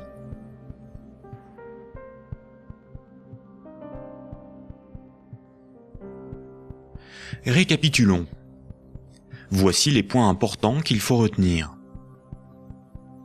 Avant l'invention de la monnaie, les systèmes de comptabilité des dettes permettaient aux hommes d'échanger librement des biens et des services. Il était simplement noté ce qui était donné ou les services rendus, à qui et quand, de sorte à s'assurer que chacun donnait autant qu'il recevait. Les hommes se faisaient confiance, c'est ce qui leur permettait de se faire crédit. C'est environ 700 ans avant Jésus-Christ que la monnaie a été créée comme un outil de domination au service de souverains ou d'États. Le souverain payait ses soldats avec une monnaie qu'il fabriquait lui-même. Les soldats forçaient les paysans à accepter cette monnaie comme paiement. Le souverain s'assurait que personne d'autre ne produisait cette monnaie. Les faux monnayeurs étaient sévèrement punis. Le souverain levait ensuite un impôt dans sa propre monnaie. Les paysans étaient donc obligés de se procurer de la monnaie du souverain pour payer leurs impôts et éviter de finir esclaves, emprisonnés ou pendus. La monnaie permettait donc au souverain de payer son armée, de maintenir l'ordre par la violence et d'extorquer des biens et services à ses sujets. Dès lors, le terme de dette a été progressivement dévoyé. On disait que ceux qui ne payaient pas leurs impôts avaient une dette envers le souverain. C'est faux. Pour qu'un sujet ait une dette envers le souverain, il aurait fallu que le souverain lui ait d'abord donné quelque chose de valeur. Or, le souverain exigeait avec violence et sans contrepartie de la monnaie qu'il était le seul à fabriquer. Le mythe de la monnaie remplaçant le troc masque le fait que celui qui a le pouvoir de créer la monnaie peut s'approprier le travail d'autrui sans contrepartie. De nos jours, les institutions qui créent la monnaie sont les banques commerciales privées dont le but est le profit. Elles créent la monnaie lorsqu'elles accordent des crédits, et elles détruisent la monnaie lorsque les emprunteurs remboursent leurs crédits. En fonction de leur bilan, les banques créent aussi de la monnaie à partir de rien pour leurs propres dépenses. Quand, par exemple, on demande du pain à quelqu'un, il est bien normal de le lui rendre plus tard. On a une dette envers cette personne. C'est la morale qui nous dicte ce comportement, à juste titre. Mais quand une banque fait crédit, elle ne prête pas l'argent qu'elle possède. Elle le crée à partir de rien. Quand un emprunteur est endetté vis-à-vis d'une banque, la banque ne lui a rien donné. Elle exige pourtant qu'on lui rende quelque chose qu'elle ne possédait pas avant d'accorder le crédit, majoré d'un intérêt pour le service rendu. C'est parce que la loi protège ce privilège qu'elles peuvent contraindre les emprunteurs à rembourser leur crédit, quitte à saisir leurs biens et à les envoyer en prison. Il s'agit là d'un rapport de force. Les soi-disant dettes issues des crédits bancaires sont un moyen par lequel les banques extorquent une partie de notre travail contre une création de monnaie temporaire. En associant la notion de dette avec le crédit bancaire, cette pratique a été moralisée et donc normalisée. La monnaie centrale donne l'illusion que c'est l'État qui crée la monnaie. Or, la monnaie centrale est fabriquée à la demande des banques commerciales privées lorsque des actifs détenus par celles-ci sont monétisés par la banque centrale. En réalité, ce sont bien les banques commerciales privées qui fabriquent et louent la monnaie que nous utilisons tous au quotidien. La monnaie en circulation est créée par le crédit bancaire, puis détruite lors du remboursement des crédits. De ce fait, si tout le monde remboursait ses dettes, il n'y aurait plus de monnaie en circulation, tous les comptes en banque seraient vides, et les billets et pièces de monnaie disparaîtraient. La création monétaire par le crédit et la destruction monétaire lors du remboursement des crédits déterminent une masse monétaire. La variation de la masse monétaire est similaire aux variations de la population d'un pays en fonction des naissances et des décès. Quand la masse monétaire diminue parce qu'il n'y a pas assez de crédits accordés par les banques commerciales privées, il y a moins d'argent en circulation dans l'économie, car la monnaie est détruite par le remboursement des crédits en cours. Chômage, pauvreté, précarité, faillite d'entreprises et endettement des États se développent rapidement. Dans un tel système, la croissance est vitale pour l'économie. Les entreprises, les particuliers et les États s'endettent auprès du système bancaire pour assurer une augmentation constante et exponentielle de la masse monétaire. S'ils n'empruntent plus, ou que les banques n'accordent plus de crédit, comme c'est le cas depuis la crise financière de 2008, la monnaie disparaît à cause de la destruction monétaire et une grave crise économique survient rapidement. Sans dette, il n'y a pas de monnaie. Sans monnaie, il n'y a pas d'économie, les nations ne peuvent pas s'échanger ce qu'elles produisent. Donc sans dette, il n'y a pas d'économie. Ce système oblige l'ensemble de la société, des États, des nations, à être perpétuellement endettés et donc à enrichir les banquiers et la finance simplement pour disposer de monnaie pour leurs échanges économiques. C'est par ce principe que le système bancaire a servi le monde économique à son profit, sans contrepartie productive. Chaque crédit sert à acheter une maison, une voiture, une télévision, et induit la consommation d'énergie et de matières premières pour leur fabrication.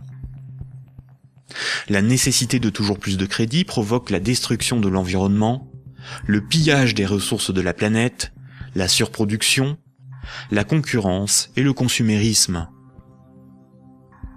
Tant que chaque unité de monnaie, chaque euro, sera issu d'un crédit bancaire, les banques gouverneront le monde et l'humanité pillera la planète et détruira l'environnement pour enrichir l'oligarchie financière.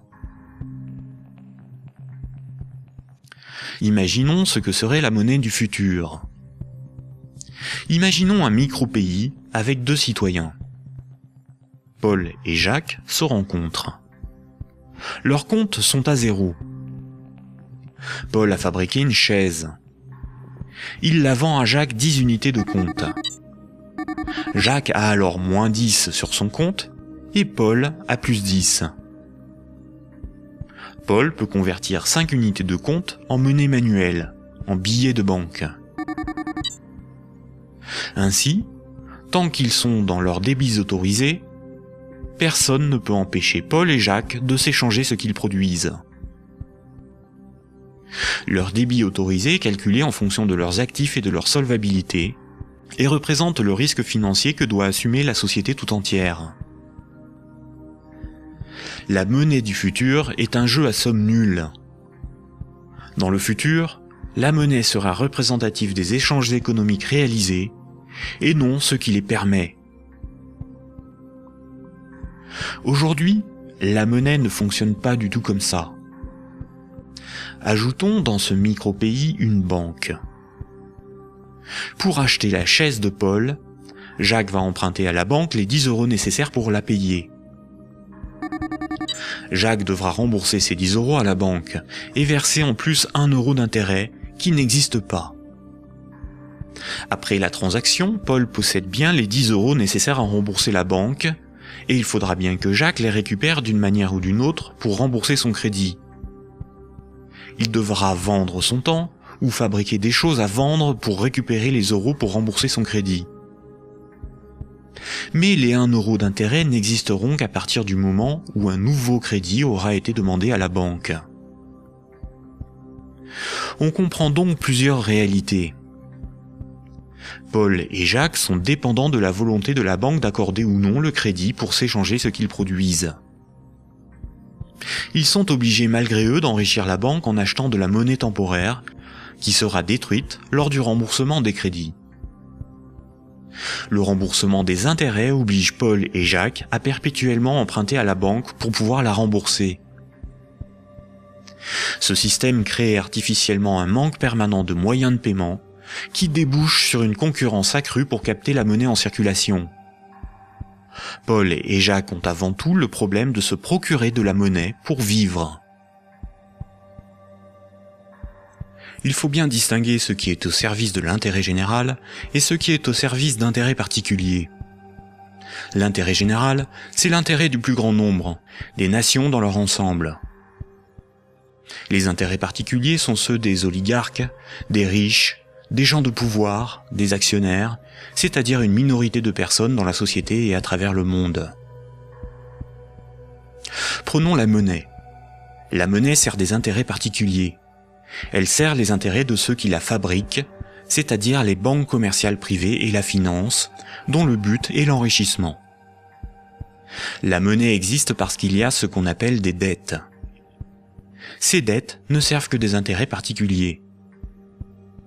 La bourse et la spéculation, les marchés financiers, représentent très majoritairement des intérêts particuliers. La rémunération de l'épargne et des comptes courants des déposants, de l'homme de la rue, est marginale en comparaison des bénéfices engrangés par l'industrie financière. Le système politique, qui est censé défendre l'intérêt général, est forcé de protéger les privilèges des banques, des corporations et de la finance. Depuis les Lumières et la Révolution française, les régimes politiques basés sur l'élection de représentants ont été voulus parce qu'ils sont antidémocratiques. Ils permettent de défendre les intérêts de la classe supérieure et des élites par l'établissement de collusions toujours plus fortes entre la classe politique et les oligarchies financières et capitalistiques dont ils sont dépendants. La guerre est souvent financée par les riches et les banquiers. Seules des révolutions, des rébellions ou des révoltes se veulent véritablement au service de ceux qui les mènent. Les guerres, elles, ne servent que rarement l'intérêt général. La science, l'environnement, la santé, l'éducation, le progrès technique sont au service de l'intérêt général. En réalité, avec la privatisation de l'ensemble de ces domaines, ils sont de plus en plus au service d'intérêts particuliers afin d'en tirer le maximum de profit. La généralisation de l'économie de marché s'accompagne d'une concentration des richesses telle qu'à l'échelle mondiale, les 85 personnes les plus riches ont autant que les 3,5 milliards les plus pauvres. Et ces disparités ne cessent aussi de s'accroître dans les pays développés. La majorité productive s'appauvrit quand une minorité financière et capitalistique s'enrichit. Les riches n'ont jamais été aussi riches. Comment en est-on arrivé à une telle situation ? Pourquoi n'y a-t-il pas de mobilisation ou de révolte contre le capitalisme et la finance déchaînée qui ne cessent de dicter leurs lois aux nations ? La dictature parfaite serait une dictature qui aurait les apparences de la démocratie, une prison sans murs dont les prisonniers ne songeraient pas à s'évader. Un système d'esclavage où, grâce à la consommation et au divertissement, les esclaves auraient l'amour de leur servitude. Aldous Huxley, dans Le meilleur des mondes. La croissance, essentielle à la domination de la finance, nécessite des travailleurs consommateurs dociles et manipulables. La télévision les divertit par les jeux, les séries, le voyeurisme de la télé-réalité et un flot d'informations brutes, sans aucune analyse, ne jouant que sur la force des images, l'émotionnel et les peurs primaires. On y fait l'apologie de l'oligarchie, des idoles, du consumérisme, de la légèreté, du sexe et de la bêtise. Consommer, c'est être libre et heureux, réfléchir est futile et ennuyeux. Le vocabulaire est réduit, le sens des mots dévoyé, de sorte qu'il n'est plus possible de penser la réalité. L'éducation est réduite à une forme de conditionnement à la servitude et d'insertion professionnelle. Un individu inculte n'a qu'un horizon de pensée limité, et plus sa pensée est bornée à des préoccupations futiles, moins il peut se révolter. La destruction des États-nations, de la cellule familiale, la négation des identités culturelles, religieuses et sexuelles, sont les moyens de supprimer tous leurs repères aux individus. Ils n'ont alors ni l'environnement social et institutionnel, ni les ressources mentales pour s'opposer à la domination mondiale des multinationales et de l'oligarchie financière, politique et capitalistique. Il faut comprendre que la télévision, la radio et la presse sont des médias unidirectionnels, alors que l'Internet est multidirectionnel. Les médias unidirectionnels sont maîtrisés par un petit nombre de personnes soigneusement sélectionnées par les oligarchies politiques et financières pour délivrer des programmes servant leurs intérêts. L'opinion du citoyen est ainsi formatée, maîtrisée, contrôlée. À l'inverse, sur l'Internet, tous les intellectuels, philosophes et journalistes peuvent s'exprimer, partager leurs analyses, et le citoyen peut librement choisir ses sources d'information, partager ses opinions et en débattre. Pour maîtriser la liberté de l'Internet, l'oligarchie crée une fausse dissidence sous la forme de médias qui semblent subversifs, comme Mediapart, Rue 89, Le Canard enchaîné, le magazine Marianne, ou encore des organisations comme Wikileaks, dont la fonction est de canaliser les citoyens les plus critiques sur des sujets sans importance, d'organiser leur indignation, de monter les uns contre les autres, et de décrédibiliser les analyses réellement subversives. Et quand le prêt-à-penser perd trop de terrain, la liberté d'opinion et d'expression n'existe plus. L'Internet tout entier est diabolisé au nom de la démocratie, de la République, ou encore de la lutte contre un terrorisme fictif ou fabriqué. Les grands médias qualifient de racistes, de terroristes, de fascistes, de xénophobes, d'antisémites, de négationnistes, de conspirationnistes ceux qui analysent les faits, critiquent le système et tentent d'en exposer les fondements.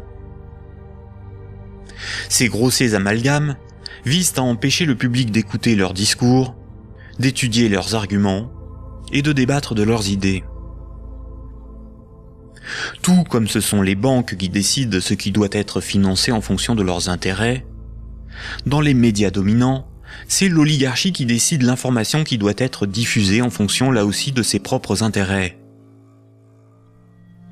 Le contrôle du vecteur soit de la richesse, c'est-à-dire la monnaie, soit de la connaissance et des idées, c'est-à-dire les médias, soit encore du système législatif, c'est-à-dire le gouvernement représentatif non démocratique, sont les instruments de la domination des oligarchies. Dès lors, il ne faut pas tomber dans la provocation, l'extrémisme ou la violence. La violence et la provocation sont ce que le système attend pour justifier la censure, le contrôle d'Internet et la mise en place d'un État policier. Il ne faut pas non plus dépenser son énergie sur des détails. Il faut au contraire remettre en cause les fondamentaux sur lesquels repose ce système de domination. Tous les mouvements progressistes, sociaux ou alternatifs, quelle que soit leur forme, associations, partis politiques, ONG, et quelle que soit leur cause, devraient faire la promotion de 3 changements décisifs pour le monde de demain. Premier point. Remettre la création monétaire au service de l'intérêt général. Tant que ce sont les banques qui décident ce qui mérite d'être ou de ne pas être financé en fonction de leurs propres intérêts, le pouvoir politique et le libéralisme ne sont qu'illusions. Les banques ne sont pas là pour faire du social ou de l'investissement. Elles sont là pour faire des profits en prenant le moins de risques possible. Deuxième point. La création monétaire par le crédit à intérêt et la destruction monétaire lors du remboursement des crédits forment un système pyramidal obligeant l'humanité à détruire la planète pour le seul profit de la finance. Nous devons mettre en place un système monétaire permettant d'adapter notre niveau de vie aux ressources de la planète et garantir ainsi un environnement viable aux générations futures. Troisième point, instaurer un système politique réellement démocratique. Seule une véritable démocratie permettra de garantir que les 2 premiers points sont durablement défendus. Contrairement à ce que les élites veulent nous faire croire, des peuples éclairés sont tout à fait à même d'établir une politique qui défend leurs propres intérêts et les intérêts des générations futures. Ces 3 points sont intimement liés. Sans une monnaie réellement publique, le lobby bancaire aura toujours la capacité de faire plier les gouvernements et changer les institutions. Un régime réellement démocratique, où c'est le peuple qui vote lui-même les lois, permet à la nation de s'opposer à toute privatisation de la monnaie et est la garante du maintien de la finance au service de l'intérêt général. Une création monétaire publique et l'instauration d'une véritable démocratie sont indissociables, car l'un est le garant de l'autre. Voici quelques mouvements citoyens dont les propositions permettraient des évolutions majeures de la société. La monnaie permanente, le 100% monnaie ou smart. La monnaie permanente s'oppose à la monnaie d'endettement. Elle remplace la création monétaire privée. Elle permettrait la mise en place d'une politique réellement écologique et sociale. Accompagnée d'une véritable démocratie, elle rend leur souveraineté monétaire aux nations. Les systèmes d'échange locaux. Les CEL sont similaires au système de comptabilité des dettes sans monnaie de l'Antiquité. Ils sont totalement indépendants de l'euro, contrairement aux monnaies locales ou complémentaires. Si une monnaie locale ou complémentaire est créée en échange d'euros donnés à l'organisation qui les gère, elle ne provoque qu'un protectionnisme marchand à petite échelle. Le revenu de base est le dividende universel. Tout en bouleversant les rapports sociaux, il impose de repenser la notion de travail, de justice, et induit une refonte du système monétaire pour être appliqué à grande échelle. Le tirage au sort.